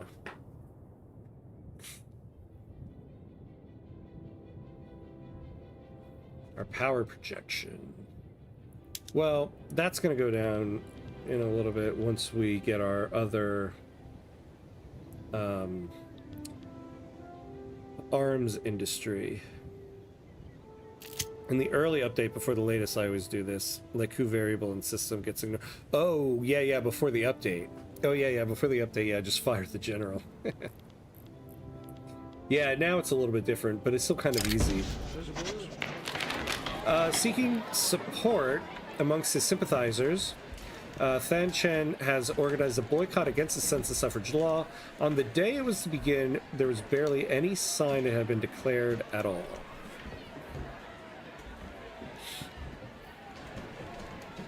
I'll take this one. You know, it is time to start looking at our budget here. Yeah, we're gonna have to go to this.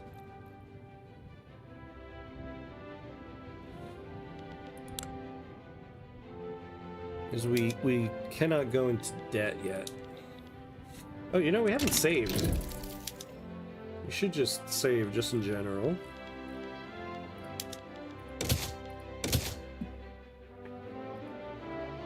Hey, Joe, what's up, what's up? Hey, big dog, how's your day? Doing good, doing good. As you can hear, a little sick. Not terribly sick. Just enough to make the day annoying. but I'll be okay. How about you? Good to see you. How's your day going? I missed that one last run and got cooed by a general. Oh, I missed that one last run and got cooed by a general. There's so much going on, rebels and craziness all over France. Yeah. Oh my god, that's true. The new coup mechanic in France. I can't imagine what that's like. I'm gonna have to try a new France run. Because there's coups galore in France. I forgot to tell you that my book club got horrified when I explained the threat of nuclear Armageddon still exists and far deadlier than Hiroshima and Nagasaki. Oh my god. Well, I guess it depends on the context you brought it up. like were they in the middle of like so are you team Edward or team whatever that other guy was? Who should Bella end up with? And you were like, I'm team nuclear Armageddon. Let me explain this to you. I could see them being a little horrified with that. How did the snow affect you guys? The storm of the century barely did much in the Midwest. Oh, really? I was wondering, did it not do much there? We got quite a good amount of snow here. I mean, I would say there was no like real emergency, but I did. The streets were empty other than plows, and so I took my kids out to go play in the snow. And it was still snowing while we did it, and I did see a guy skiing down the street. So I have to say, of all the crazy things I've ever seen in New York, I've never seen a guy skiing on the street, so I did see that. So yeah, we got quite a bit of snow here. Read that Toronto got 60 centimeters of snow on a day and like 80 centimeters in January. Oh my god. Yeah, I did see on a news report, I think, this weekend, I think we got as much snow or more than we got in all of 2025. It was something like that. It was crazy. Yeah, only in New York, exactly. Only in New York. Which means that person has those skis in their apartment. Just like, I don't know, waiting to go on ski adventures. I thought that was hilarious. My daughter got a real kick out of it.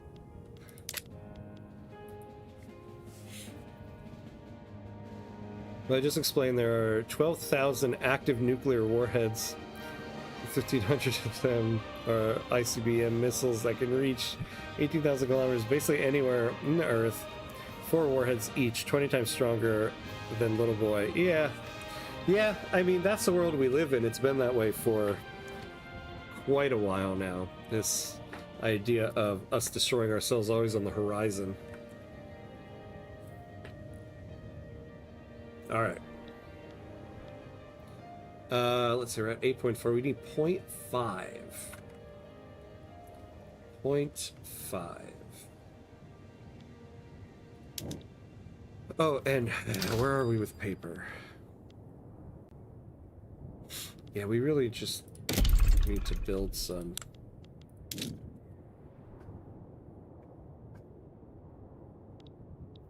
We should build it up here. We have one there already. So I don't want to build it here. I want the paper for the construction sectors there. We don't have logging there. We have one here.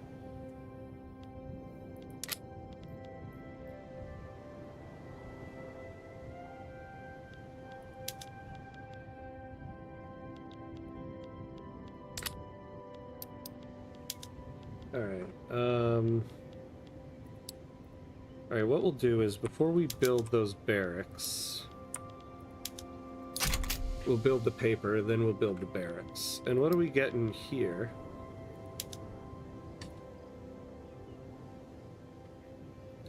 Yeah, it's still a bunch of aggro buildings.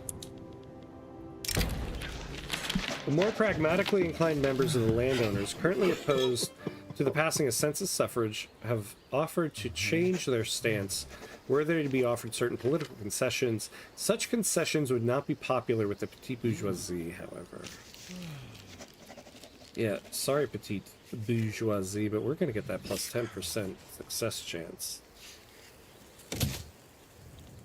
You know, I have to say, I don't know which update it was, but I find, generally, it is a little bit harder now to like build urban buildings and then just sell it to the private sector. In a couple of the offline runs I'm doing too, I've been finding that to be a little bit more difficult. Like, we're having difficulty with it now. We're not really getting these buildings. Let's just put them up Put them all up for sale, see what happens.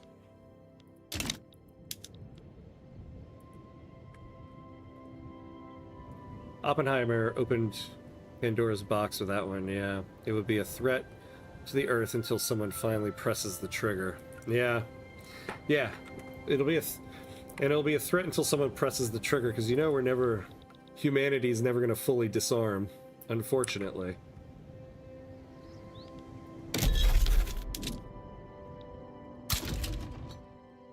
Do that.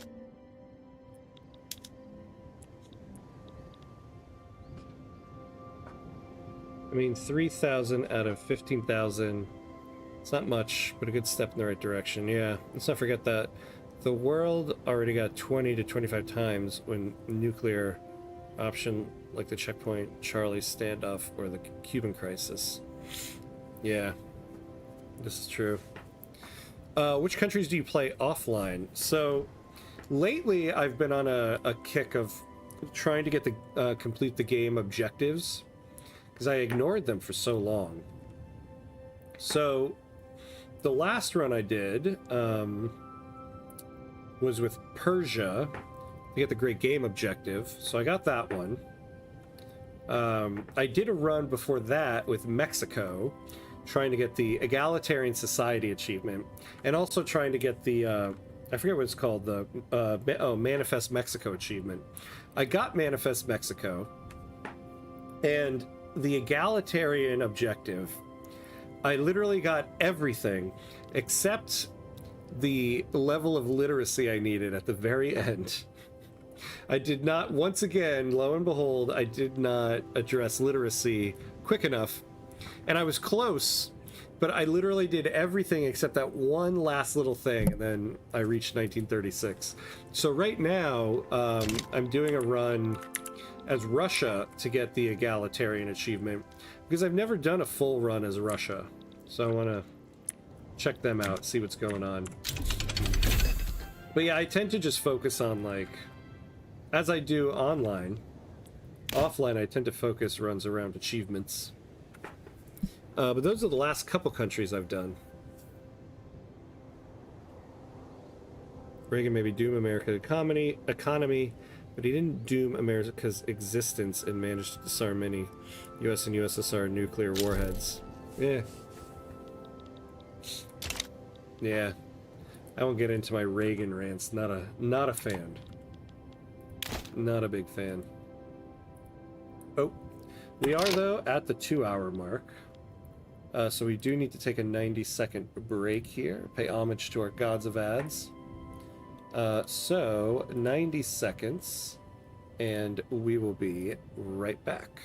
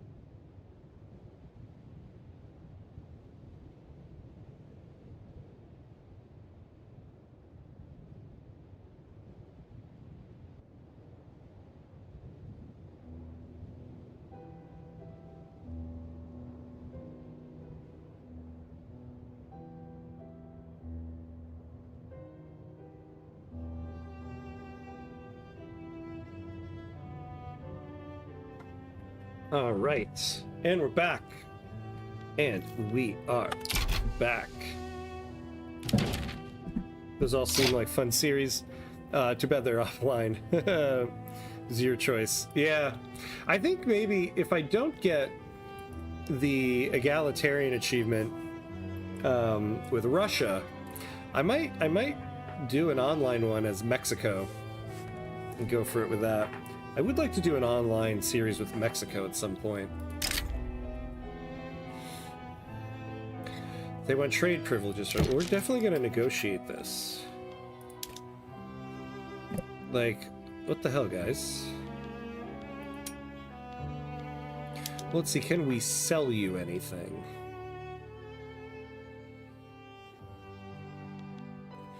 Is there anything we could sell you?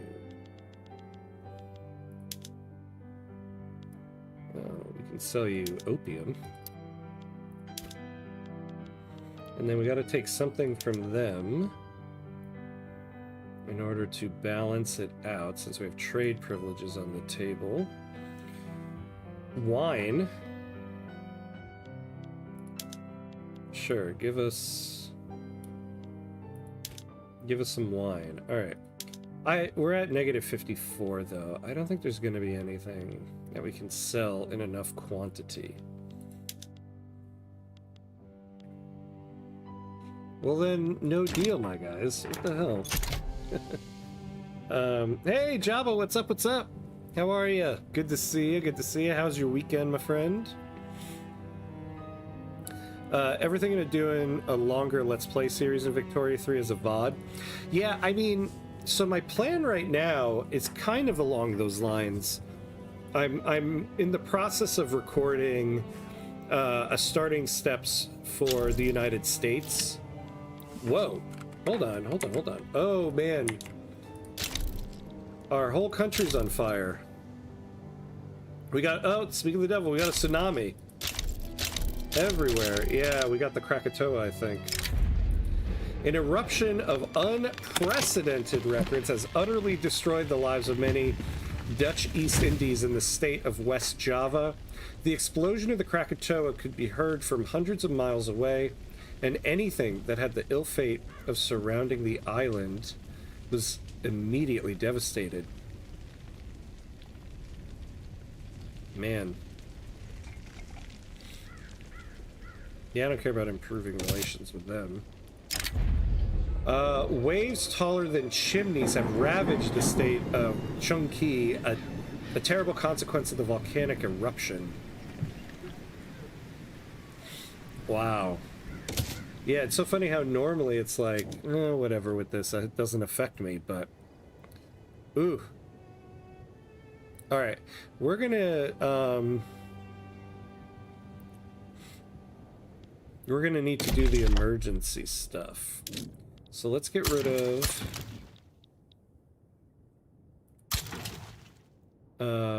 all of this, unfortunately. Why can't we do it here? Oh, they don't need it there? Okay. We do have 200 left. We'll keep it here. Wowzers. We're just on fire here.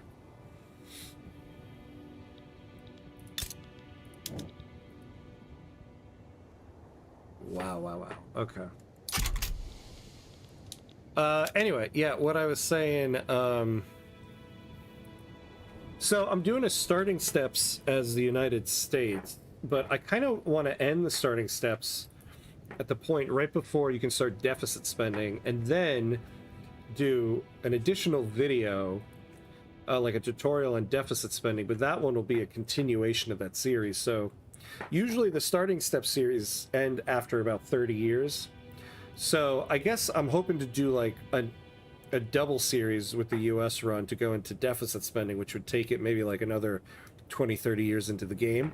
So that would be like a longer Let's Play type of one.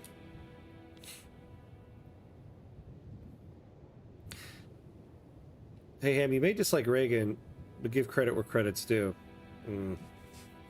See, the thing is, the stuff that is bad about Reagan heavily affected internal politics within Reagan, so it's hard for me to give a lot of credit to him for much of anything, to be honest with you.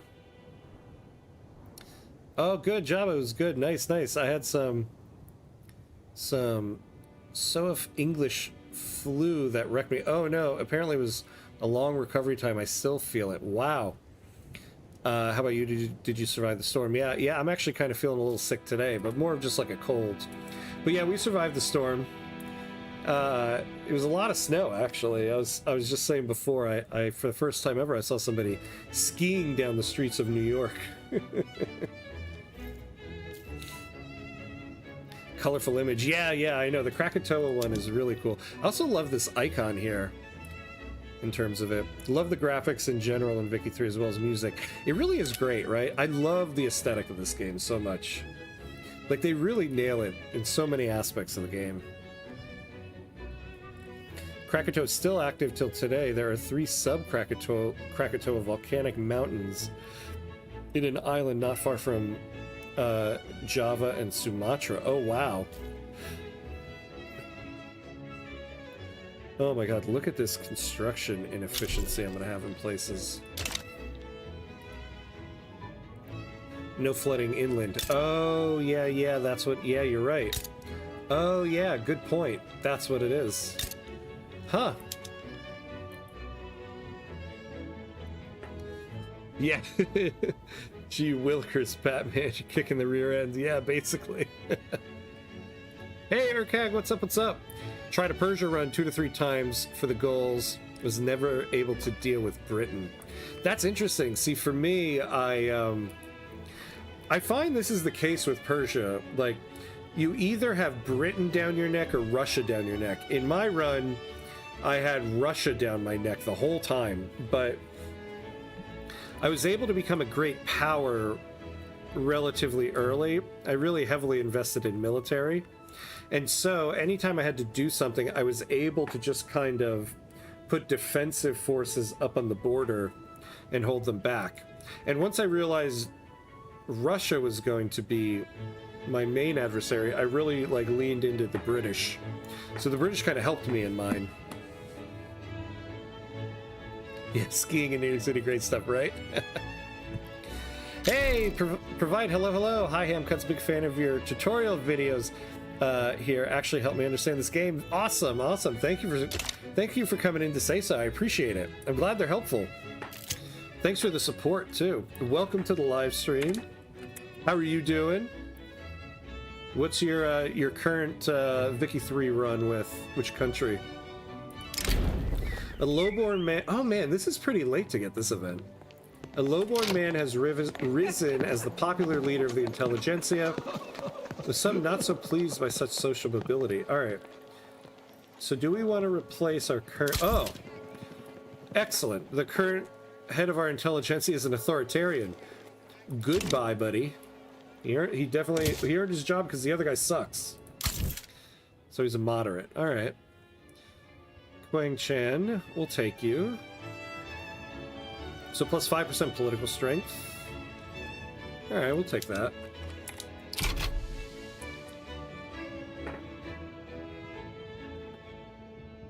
Russian economics were in shambles after 10 plus years in Afghanistan.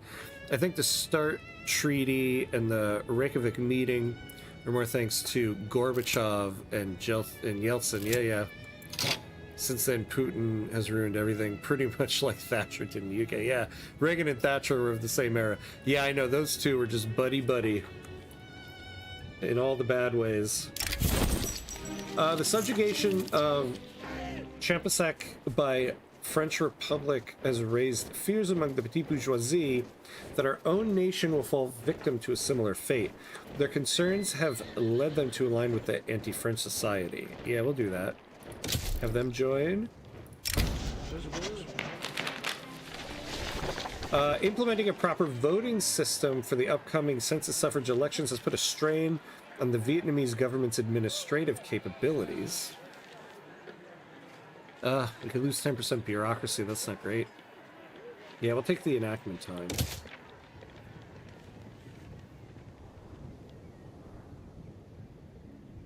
Oh, wait, did the paper thing finish? Did we fail it? I think we failed it. Whoops. And we got the corn laws going now. Excellent. Okay.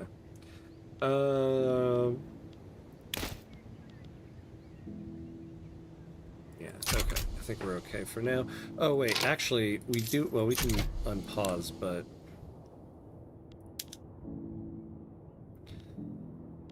I hate to tax fruit. Yeah, look at this. Oh, yeah, look at this. The Krakatoa has made it that we're probably going to fail this. We're never going to get standard of living up when everybody's underwater. Damn. Damn, damn, damn.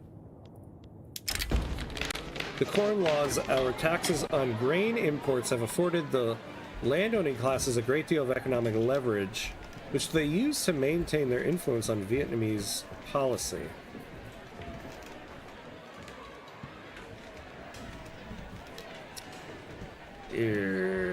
I don't want to give them all that power. Oh wait, so in terms of taxes, yeah, these are going to do nothing for us. We're going to have to raise taxes, unfortunately. Alright, yeah, we're just going to have to do this.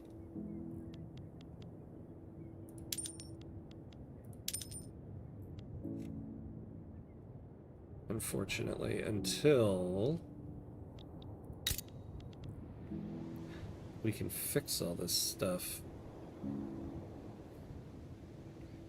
Yeah, look at all this devastation. Damn. Okay. Man, I've never dealt with such bad consequences to the Krakatoa before.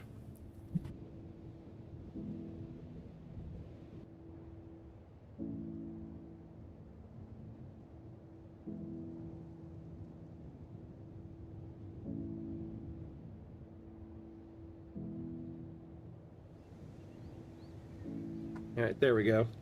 Muting the microphone so people don't have to hear me sneeze and blow my nose.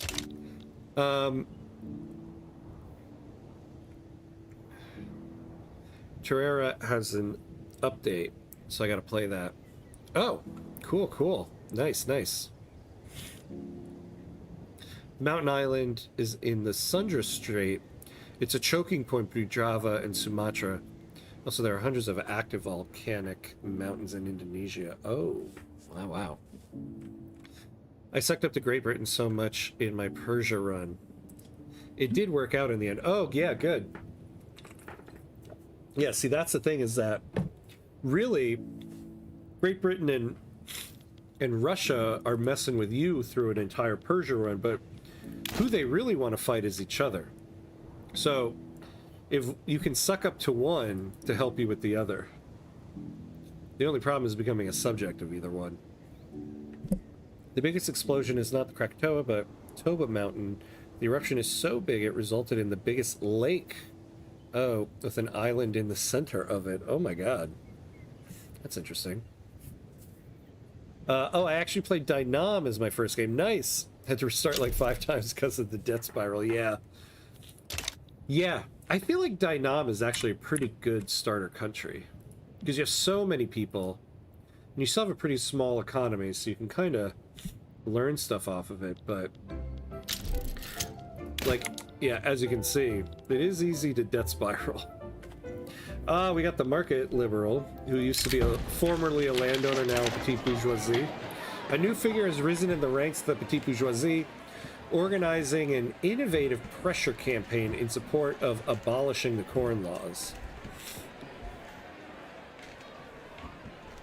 Yeah, we'll take this. Pop attraction to the liberal movement. Oh, good. Private sector. It's building furniture manufacturing, but yeah, it's being done by the building itself. Like, there must be a problem with the updates they did, because, like, it's very hard to get financial districts up and running. Yeah, we have 2 of them here, but they don't do much. All right.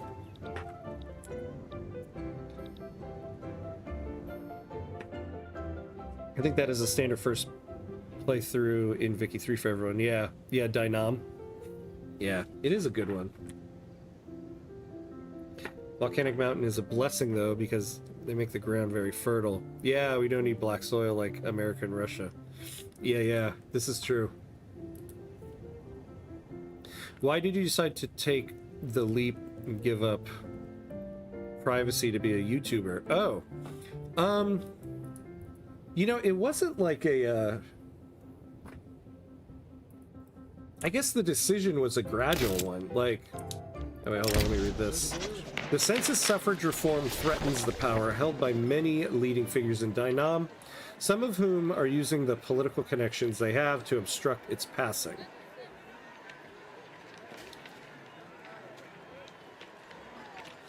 Ooh, this will be tough. I don't want to lose 15% success chance.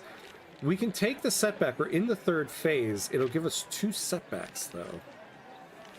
We're going to roll the dice here and take this one. Yeah, to be honest, when I very first started, I thought, oh, this will be fun. Maybe I'll get, like, a couple people watching me here and there. I didn't actually, like, intend to, like... I don't know what... I guess I don't know how to word it. I intended to, like, start doing stuff on YouTube, but I guess it never occurred to me that it would be, you know, somewhat successful. I thought it was going to be one of those things where I was like, you know, maybe I'll get a couple people here and there watching me and it'll be kind of fun. But yeah, I liked watching people streaming, and I was like, it seems like it'd be kind of fun to do it. And then it just kind of ballooned from there. So that's kind of what got me to do it. Okay, so we finished one colony.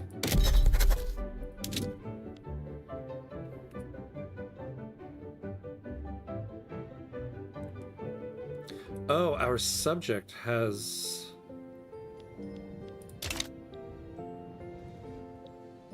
But wait, what? There's nothing to colonize there. Alright, so I would like... start colonizing over here. I suppose I could take the interest out of China. We'll work on that in a moment. Maybe once we finish colonizing here, we'll start doing that.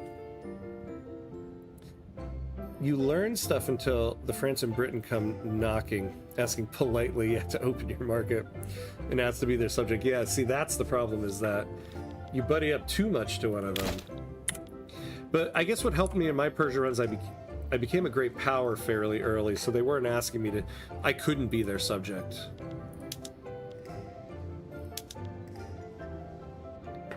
Kind of want to do another Dai Nam run now that they fixed the capital. Yeah, it's a little bit different now. We were talking about that before. Like, you also get this 4th state, which is interesting. So it's a little bit different. I think it would be cool if they had a DLC eventually that just focused on, like, Southeast Asia specifically. Like, we got Pivot of Empire, which gave us India, so it affects some of the stuff here. Iberian Twilight gave us some stuff for the Philippines. There's so much here. I have to imagine at some point in time there's going to be a DLC dedicated to Great Qing. And I feel like when they do that, we're going to get a lot of content down here. One would hope. But we'll see. Or rather, a death spiral economy. That is what every, new Vicky 3 player experiences. Yep, the death spiral economy. I remember those. I still get them every now and then. It's usually though when I'm trying out something. I'm like, oh, I'm going to try doing a run like this. And I'm like, nope, failed that one. Did you also envision yourself achieving rapid prominence within the genre in under a year? No, I did not. I did not at all. I kind of got lucky when Charters of Commerce came out, in that I kind of figured out the new trade mechanics, and I was able to get my first tutorial video about it out 2 days after the DLC came out. Ooh. Also, it was lucky that that DLC came out in the summer when I wasn't teaching, so I had a lot of time. So yeah, I kind of got lucky in that regard. But yeah, I didn't envision having such a rapid rise. That's why, even still to this day, I'm like, I don't know what's normal for starting a YouTube channel. I'm like, I feel like I'm doing well, but I've never really done YouTube all that much, so I couldn't really... I didn't have anything to gauge it up against. Wait, where's this fight? I feel like we had something spark up and then there was nothing.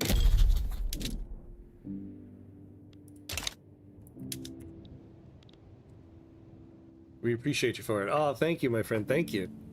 Yeah, I mean, it's kind of amazing. Kind of humbling too as well, because it's like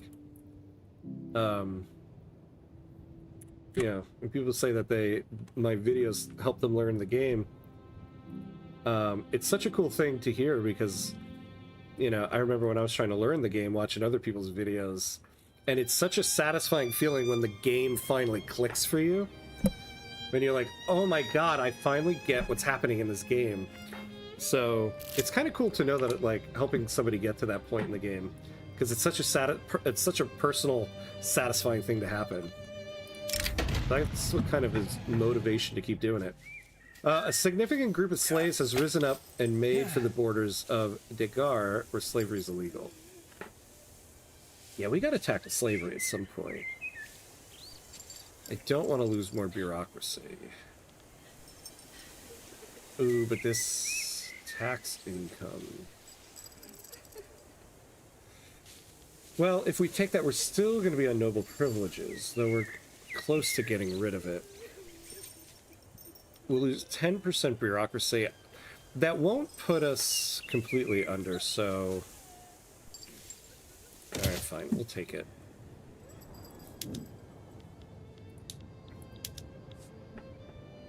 Paradox already said in Hearts of Iron 4 Indonesia in the future DLC, so won't be surprised if it's going to be the same for Vicky 3. Same way Pivot of Empire and Graveyard of Empire released almost together. Oh, both dealing with India. Oh, man. See, I wasn't as engaged with Hearts of Iron 4 when Pivot of Empire came out. That's interesting. I didn't realize they both had come out like that. So I should start looking at some of the future plans of Hearts of Iron 4 as well.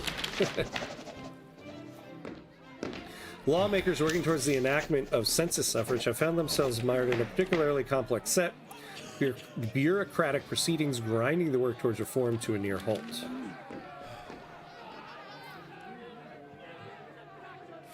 Yeah, the other thing that helped me kind of make the decision to do... Oh, man, okay. See, now I wish I hadn't taken the bureaucracy hit on the other event. But we're gonna do it. Was that, you know, I was spending my nights playing Victoria 3 anyway. I was like, I might as well just stream it. I'm doing it anyway. Okay, we can lower taxes back down. We can raise these back up. Oh, actually no, we can get rid of this tax on fruit. Alright, we might actually... Oh my god, we might actually get the standard... You know what? We're gonna lower taxes significantly. Oh, there, we got it. We got it. Yeah, lowering taxes made that standard of living go up pretty quick. Alright, so we'll go back to this now.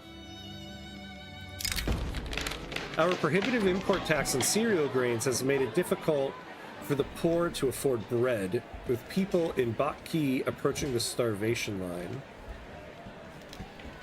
Yeah, we'll take this. Building wage target, get a little bit of a minimum wage for 5 years.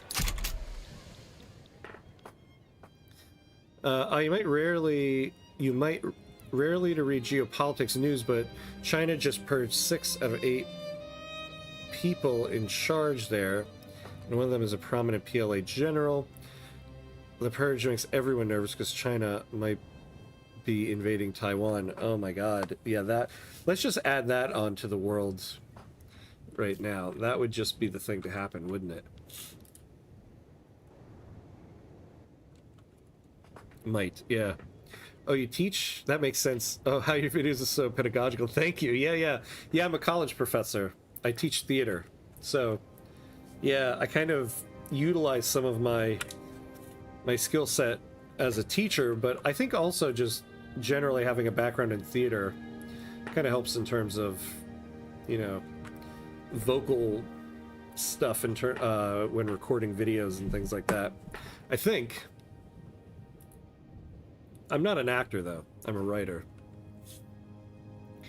You think raising and lowering taxes should be a big decision, like changing laws, despite making gameplay probably much harder? It's very silly. A subject. People kill each other. It's just one click away. Yeah. I always thought it would make more sense if, you know, kind of how... let me bring up one. Like, when you change a tariff or a subvention, you're kind of locked into it for a period of time. I feel like at some point they need to do that for taxes. Like, if I lower taxes, I'm now locked into that tax rate for like a month or maybe longer. Because right now you can just change taxes like willy-nilly. Like, that's not really how, you know, taxes functions in a country. So I think at some point we'll because we see that they did that with the tariffs and subventions, you get locked into it for a period of time. I wouldn't be surprised if at some point we see that happen with taxation levels. Once you change it, you're locked in for like 3 months or something, right? Like, or like a quarter. Yeah, you get locked in for 3 months. For this quarter, this is now your tax rate. It would make sense if it was something like that. DJT giving tariffs like usual. Yeah, it's just his feeble answer to everything. He doesn't understand what they are. All right. So we'll do these. So even though we don't have the paper import thing anymore, we'll still finish these 2 paper mills because it will make goods for government buildings a little more affordable, which will help us get more construction sectors. What I want to do... census suffrage. There we go. I want to finish out these barracks. I want to build a couple... textile mills, furniture manufacturers to lower these prices a little bit for our standard of living, and then we're back onto increasing the construction sectors.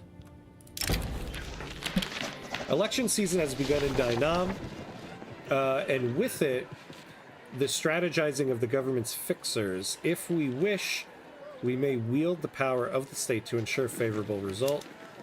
So who's in the lead here? So the Conservative Party... I don't know. I might not try to change anything. The Liberal Party has a lot of momentum. The other parties don't. They do need to make up a difference of 25% to 47%. We'll see what happens.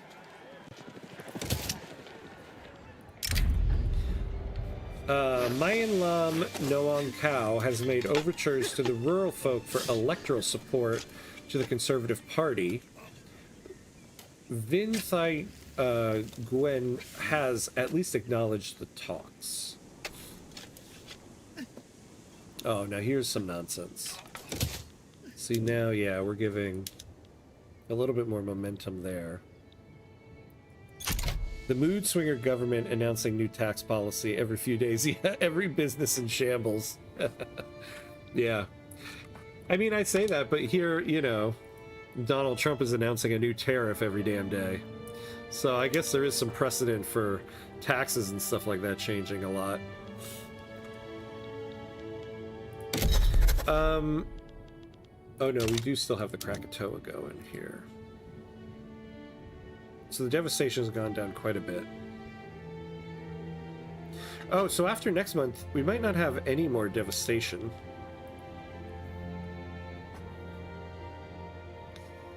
Do you watch the Liam Neeson Naked Gun? How compared to the original one? Do you watch Mel Brooks' Dracula Dead and loving it? Yeah, I haven't watched a Naked Gun. To be honest with you, I was never a fan of the old Naked Gun movies. So I didn't watch the current one. I might watch it at some point, but it wasn't really high on my list, so no, I didn't see that one. But yeah, Mel Brooks' Dracula Dead and loving it. I have seen that one. It's been a long time though. But Mel Brooks is always good. General Chong Min has made public statements in support of the Patriotic Party, bringing into question the political neutrality of the military. Yeah, it's like it's a royalist. We don't want to take this option. I guess as a failsafe, it wouldn't be so bad if the Patriotic Party won. So we'll take that. Although they jumped up in projected votes. That sucks. So now we have this. The end of absolutist rule in Dai Nam has not settled the question of the balance of powers between the king and the parliament. In order to cement itself, the new parliamentary order must establish the will of the people and be above the will of the king. All right, so we have monarchy, we have a voting system, and we have no civil war, so we just need this for 10 years. We also need to start enacting National Guard because we made a promise. We made a promise, Mr. Frodo. Wait, what am I looking at here? Oh, we need the armed forces and governments.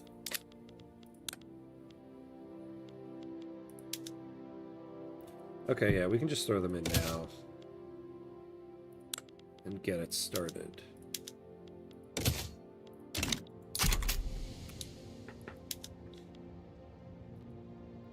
I see Vietnam is in the ancient Athens phase.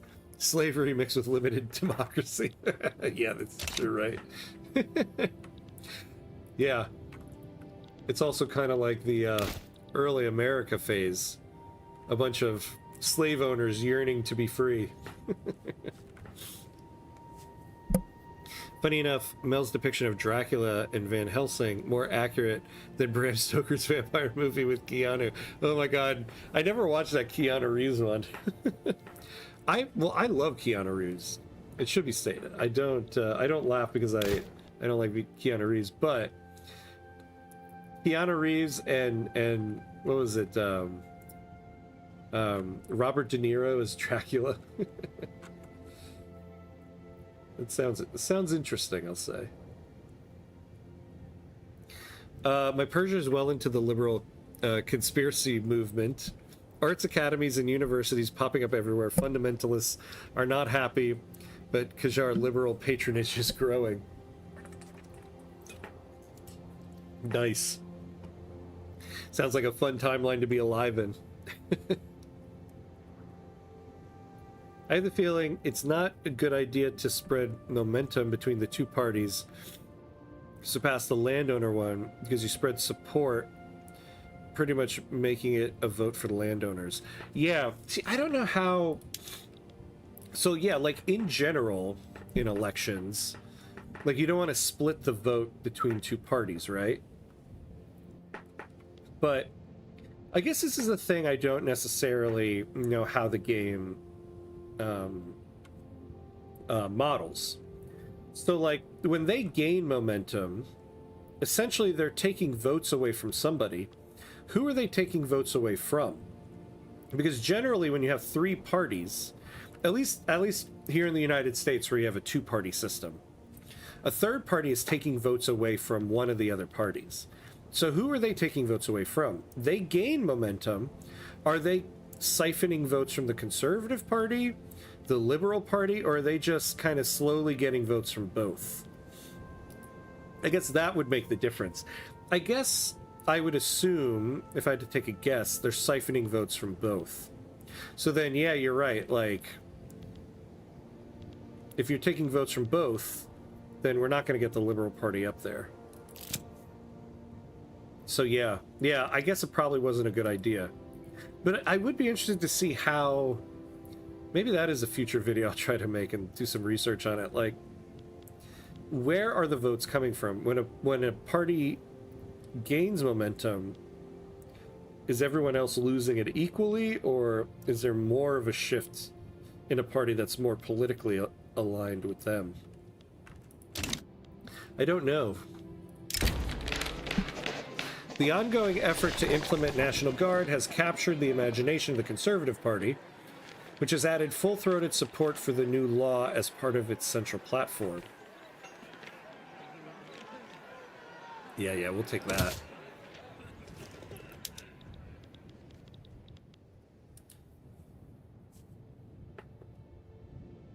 Aside from the sexual thing, the Dracula from Bram Stoker is kind of meh because it heavily depicts Lucy as all-do girl. I don't know why, but I understand the old movie like Princess Bride more than Avatar with its fancy CGI Montoya chanting his name to defeat its enemy, more entertaining than Star Wars Episode 9. Yeah. Not a high bar, though, Star Wars Episode 9. I know, to me the problem with the recent Star Wars trilogy, 7, 8, and 9, was just how disjointed it was. I don't understand why you've had all this time to make this trilogy. You didn't have a good set 3-script story set out. It seemed like 3 disjointed stories. I don't know how in this day and age you could end up doing that. All right, so we got the Conservative Party with a major win. So we could not have the Conservative Party in there. We're going to gain radicals and have a hard enactment time. But I guess before we do that, what is it we would want to pass here?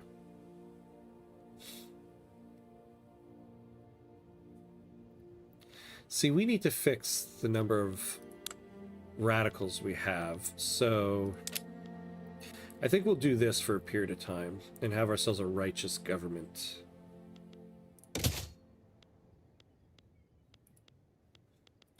It won't hurt our chances on National Guard here.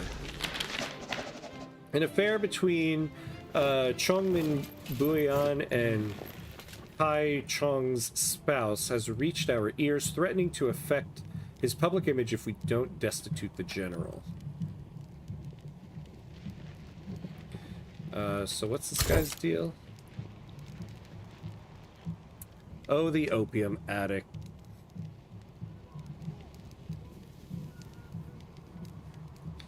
We do like the guy, though.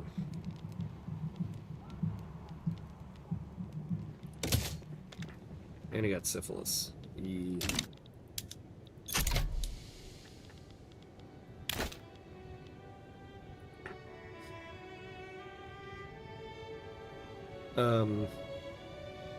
Kennedy's gone finally. Wait, what? You mean wait, what? You mean JFK Jr.? Or I mean not RFK.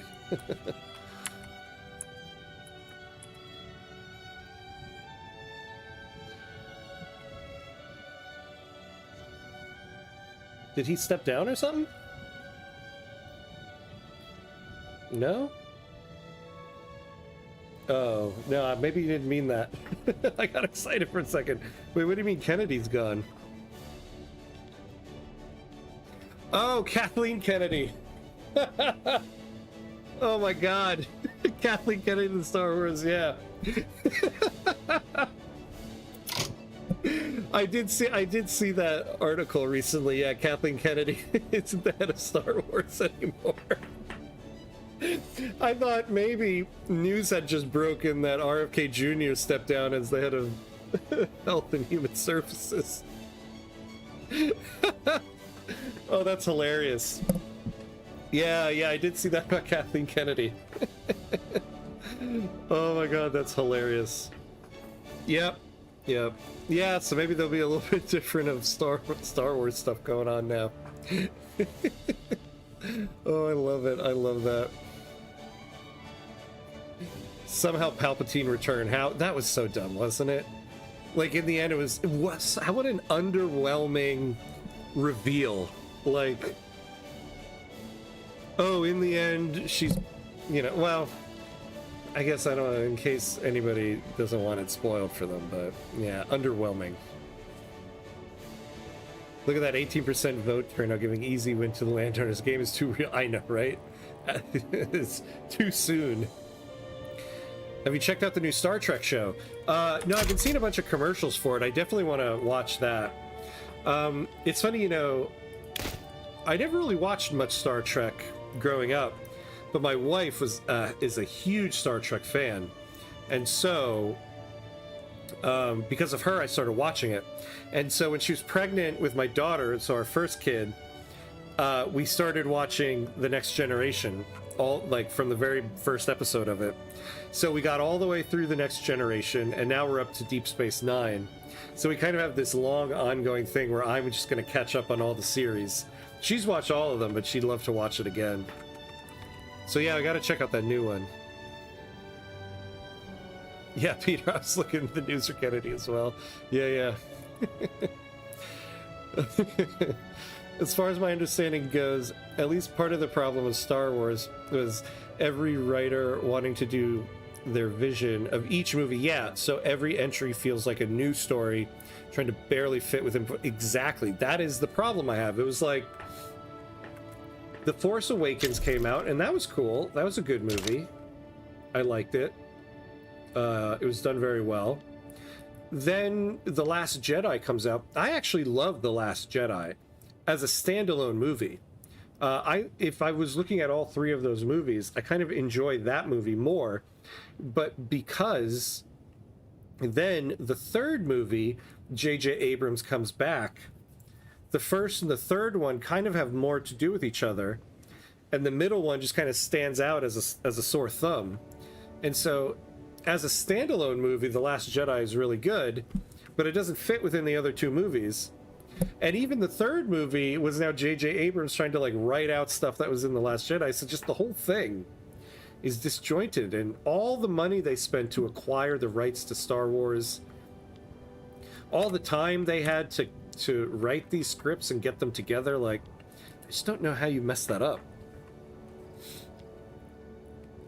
They want to do the Darth Vader, I'm your father, but executed so badly that everyone hates it. Yeah, even though you like Star Wars Episode 7, 8, 9. Yeah, I know. Jay Makers, yeah, my bad, guys. No, that wasn't even your fault. That was my fault. I don't know what, I mean, I just saw the words Kennedy Scott finally. I mean, we're in the midst of talking about Star Wars. I should have immediately thought of Kathleen Kennedy, but I don't know why. maybe just, deep down, I have this desire constantly to hear that JFK Jr. Why do I keep calling it RFK Jr. Is not in that position anymore. So I think that was my bad. All right, we have a pretty good budget here. Let's add one more construction sector in.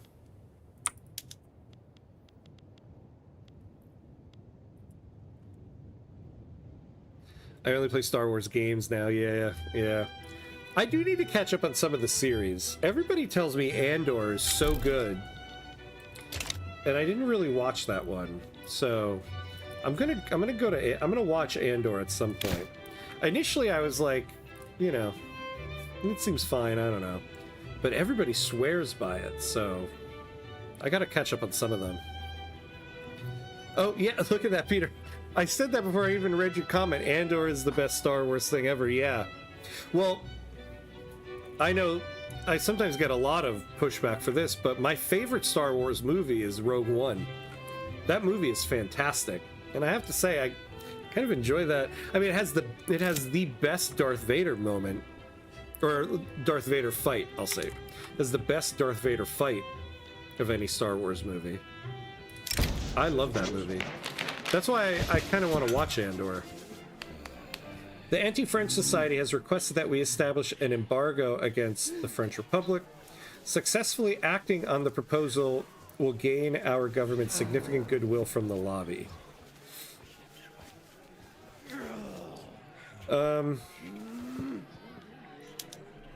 Oh yeah, look at this. Okay, we can kind of use it to make everybody a little bit more happy. We'll do it.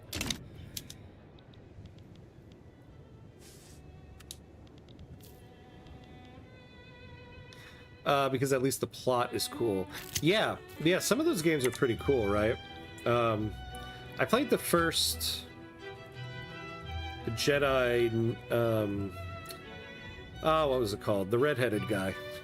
I played the first one. I didn't finish it. So because I didn't finish it, I hadn't moved on to the second one yet. But I did really enjoy that one. The story was pretty cool. I wasn't big on Star Wars Outlaws, though. I bought that one, and unfortunately, that one didn't really hit it for me. Organizers affiliated with the Confucian traditionalist movement have founded an organization devoted to fostering popular participation in politics in the Nam-ite region.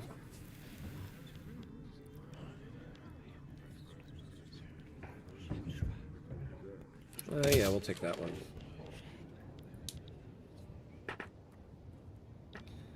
Alright, so we're up to 30 construction. It'd be nice to get up to 50.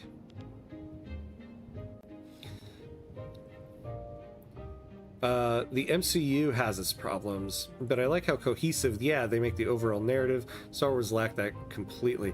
Yeah, right? And both Disney, I don't get how they didn't see from, like, I mean, the MCU just did something that was absolutely amazing. How 22 movies and you just have one long narrative going.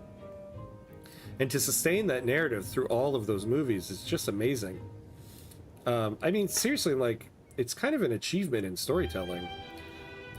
Over that many movies, one narrative being told, essentially. I don't know how Star Wars doesn't, you know, get that together. Put Kevin Feige in charge of that. Although Feige's having his issues right now too. All right, law progressed to voting. I mean, if they want to have another Star Wars movie, there's literally tons of source and legend. Yeah, the problem though is that when Disney bought Star Wars, they made a lot of the novels not canon anymore. Now, I've read barely any. I've only read, like, I think 3 Star Wars novels in my life. But I know there's a lot of things that were canon, and they just essentially made them, what do they call them? I think they call them legacy now, which means they're not part of the canon anymore. I don't know, it's very weird. All right, we got that other paper mill built. So the cost of our government stuff is going down.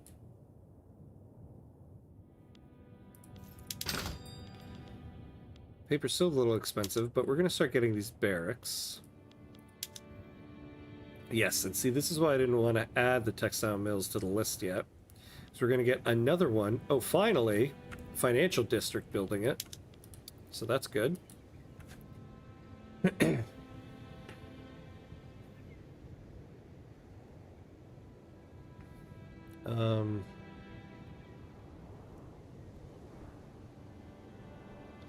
Yeah, the latest movies are so disappointing. I know. It's just so bad. I guess I should also watch the series. Rogue One is amazing. Yes, right? Thank you. I remember when it first came out, I was saying, this is the best Star Wars movie, and people were like, how dare you? How dare you, sir? I was like, it is, though. Like, why not use the Uzhan Vong War of Old Republics? I know, right? Well, there's going to be a new head of Star Wars, so maybe they will now. I watched it recently since Andor hooks in just before the movie, yeah. And the thing that's amazing, too, is the end of Rogue One, they made it seamlessly fit right into A New Hope. Because I tried that. I watched Rogue One. When it came out on DVD, I watched it, and then immediately started Episode 4. And they did so well with just seamlessly fitting it right into where that movie starts. This afternoon, Kai Chong, leader of the petite bourgeoisie, delivered a fiery speech advocating for the enactment of National Guard. Do we like this guy? Okay, we finished some colonization. Do we like this person? As a traditionalist.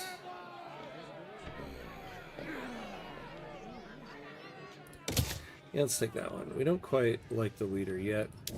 Oh, yeah, so let's embargo the French. We'll make everybody a little bit happier. The rural folk will finally stop impeding our tech spread.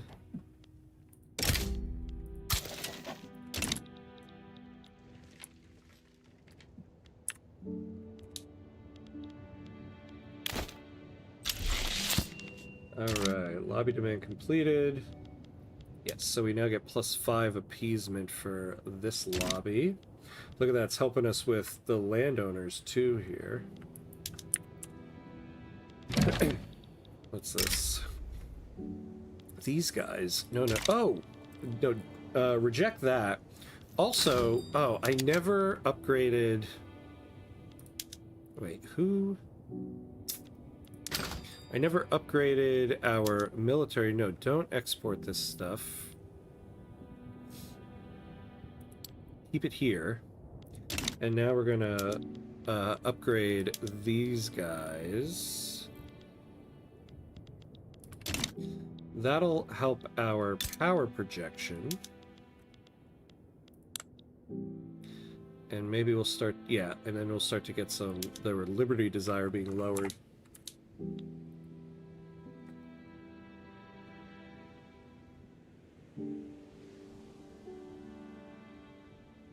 Agree, Rogue One actually better than episode 1 and 2, but still below episode 3, because I'm biased with the high ground. Oh god. The prequels. Oh god.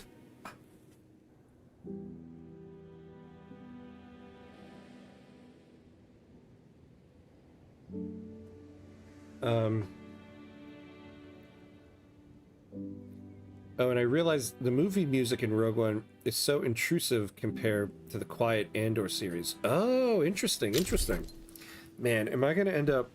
Well, I can't watch Andor tonight. I'm streaming tonight. Maybe tomorrow I'll finally start Andor. MCU comics suck, though. They make so many retcon. It makes Warhammer make more sense to explain the Horus heresy and the origin of the teleport mutant. I forgot his name. Nightcrawler. They make so many retcon origin that I'm kind of sick of hearing it. I don't know, man. That went right over my head. See, I've never really read the comics. I love comic stories, like as a kid, like movies and TV shows. I always wanted to get into the comics. I think my problem with comic books is that I'm one of those people that I always want to start at the beginning of a story. And so the vast plethora of comics out there kind of overwhelms me. And I'm like, I want to start at the beginning. Where do I start? And I've had friends of mine who are into comics tell me so many times that you don't need to worry about that. Just start anywhere. You just start wherever you want and you just go. And I need to do that, but I just never did. That's why I find graphic novels a little bit better, because it's one whole story. Yeah, Jedi Fallen Order, that's right. And Jedi Survivor, the second. That's what it was called. And Cal, that's right. Our good old friend Cal. They're kind of making a bit of the old canon actually canon again now. Oh, interesting. Like naming some things from old canon characters and bringing back the Old Republic, but in their own vision, so coin flip if it's good. Oh, that's interesting. Okay. So there's a chance, at least. What's going on here? Oh my god, we have a disease outbreak and wildfires. We might need to do... Oh, hold on.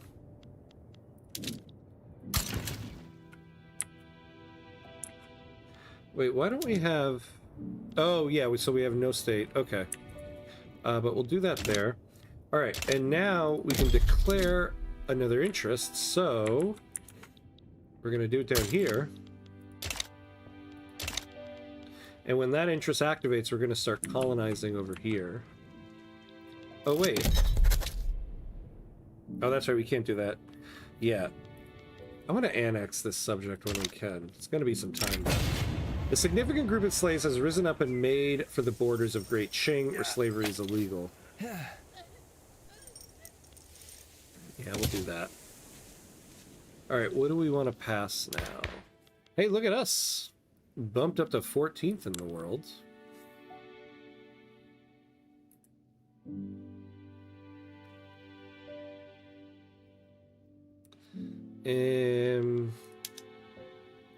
Can't go for total separation. We might have a shot at racial segregation here. Maybe we go for that. Yeah, the petite bourgeoisie like it. Alright, let's go for it. And then we'll negotiate with the armed forces. Mien Lam Chung has agreed to a private meeting, clearly seeking a path that will benefit both the nation and the armed forces' interests over racial segregation. So increase our power projection.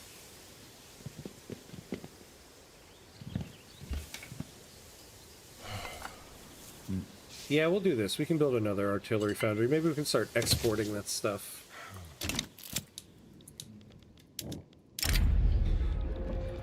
Due to the drop of temperature caused by the volcanic eruption, all the crops in Bakki have been destroyed in the subsequent disease outbreak, and now the farmers have come begging for help.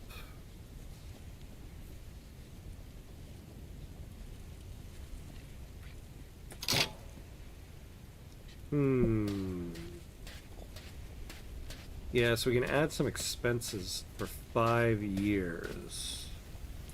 I'd rather not add the expenses. I think we'll take that.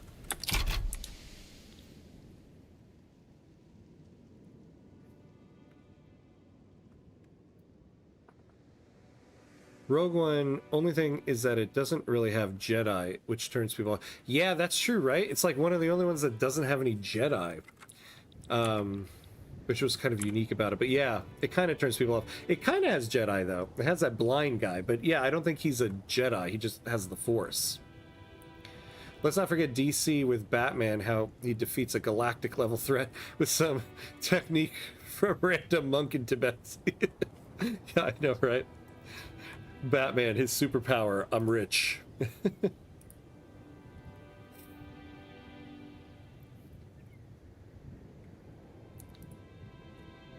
I really want to play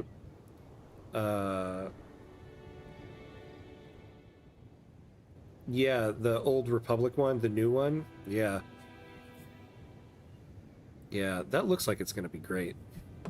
And this Star Wars XCOM. Oh, I don't know I don't know about Star Wars XCOM. What's the deal here? Oh, we don't have quinine. Poop on us, man. Okay. Yeah. Oh, yeah, we need universities. Oh, my God. As usual, I'm sleeping on the universities. That's what we're going to do next.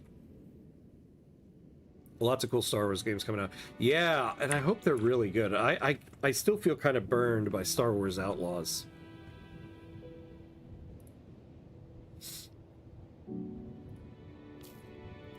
These Tibetan monks see fighting gods like entity in every single day. Yeah, it's true.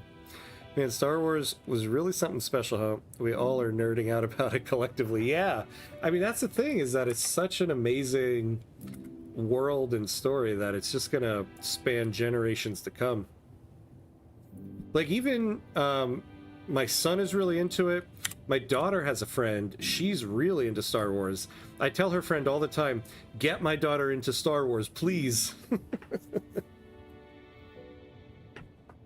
The latest retcon of Nightcrawler, so insulting to the fans. The fans try to boycott and switch to Japanese manga, and DC and Marvel wonder why people like Japanese manga, like One Piece compared to X-Men and Superman. Yeah, I gotta look up what they did to Nightcrawler. I don't know about this. Oh, we lost a general. The government citizenship reform has awakened the specter of revolutionary excess amongst the aristocrats and clergymen, they fear their traditional titles being stripped away in favor of equal citizenship. Yeah, we can take this one, actually. And now we need a new general. A defensive one would be nice. And they've got to be a landowner slaver, of course. All these guys kind of suck. Alright. Well, then we'll take this one. We'll probably live to regret that.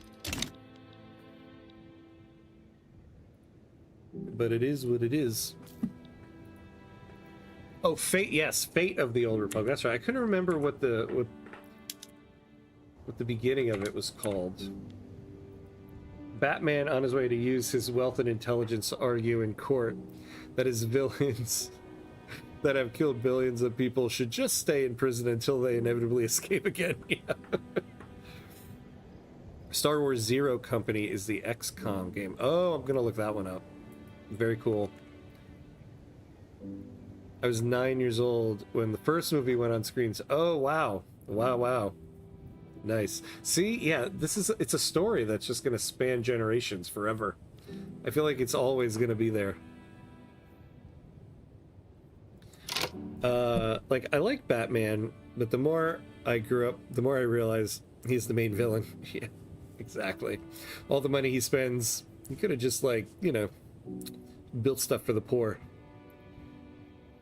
Yeah, Outlaws is Ubisoft. I didn't have high hopes. I should have. I should have heeded the warning of it being Ubisoft. Bruce would rather commit multiple tax evasions than using his money to lobby politicians to execute the Joker. Yeah. Hence he's called the Dark Knight. This is a good point. This is a good point. Oh man. All right. Well, I've reached my end point. Oh man, I missed the Twitch ad break. I had it up here to snooze it. I'm like an idiot, I missed it. My bad, my bad. Well, we've reached the end point for right now. But we made some good progress here.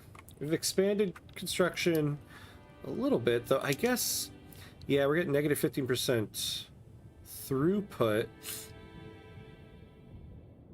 because of these private construction contracts. What the hell? We got 27 months of that.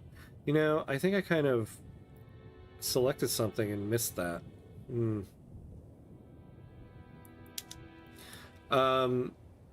But we did make some good progress. So we're moving along. Have a good day. Yeah, you too, Jabba. Yes, I will see you tonight. That's a good segue. So I'm going to be continuing this run tonight. We'll start at 8:30. So that's, actually in exactly 7 hours from now. So whatever time it is for you. So we'll be doing more Victoria 3, more Dai Nam tonight. Good night. See you on Thursday. Yeah, I'll see you then, Peter. Good to see you as always. By the way, insanity can't be used for tax evasion. That's why Joker still pays his taxes. Very good point. Yeah, right? The one thing they don't let you claim insanity on. Taxes. Great progress indeed. This chapter. Looking forward to the next part. Yes, thank you, thank you. Thank you, Mauricio. Oh, Connie, yeah, have a nice one. I think I'll see you Thursday. Yep, I'll see you then. I'll see you then. Yeah, adios, LaPlace. Yeah, so that'll be it for now. So we'll be back on tonight in about 7 hours doing more of this. So thanks for watching, everybody. Always good to have everyone, as always. But that'll be it for now. So have a good one. And as always, be awesome. I'll see you next time.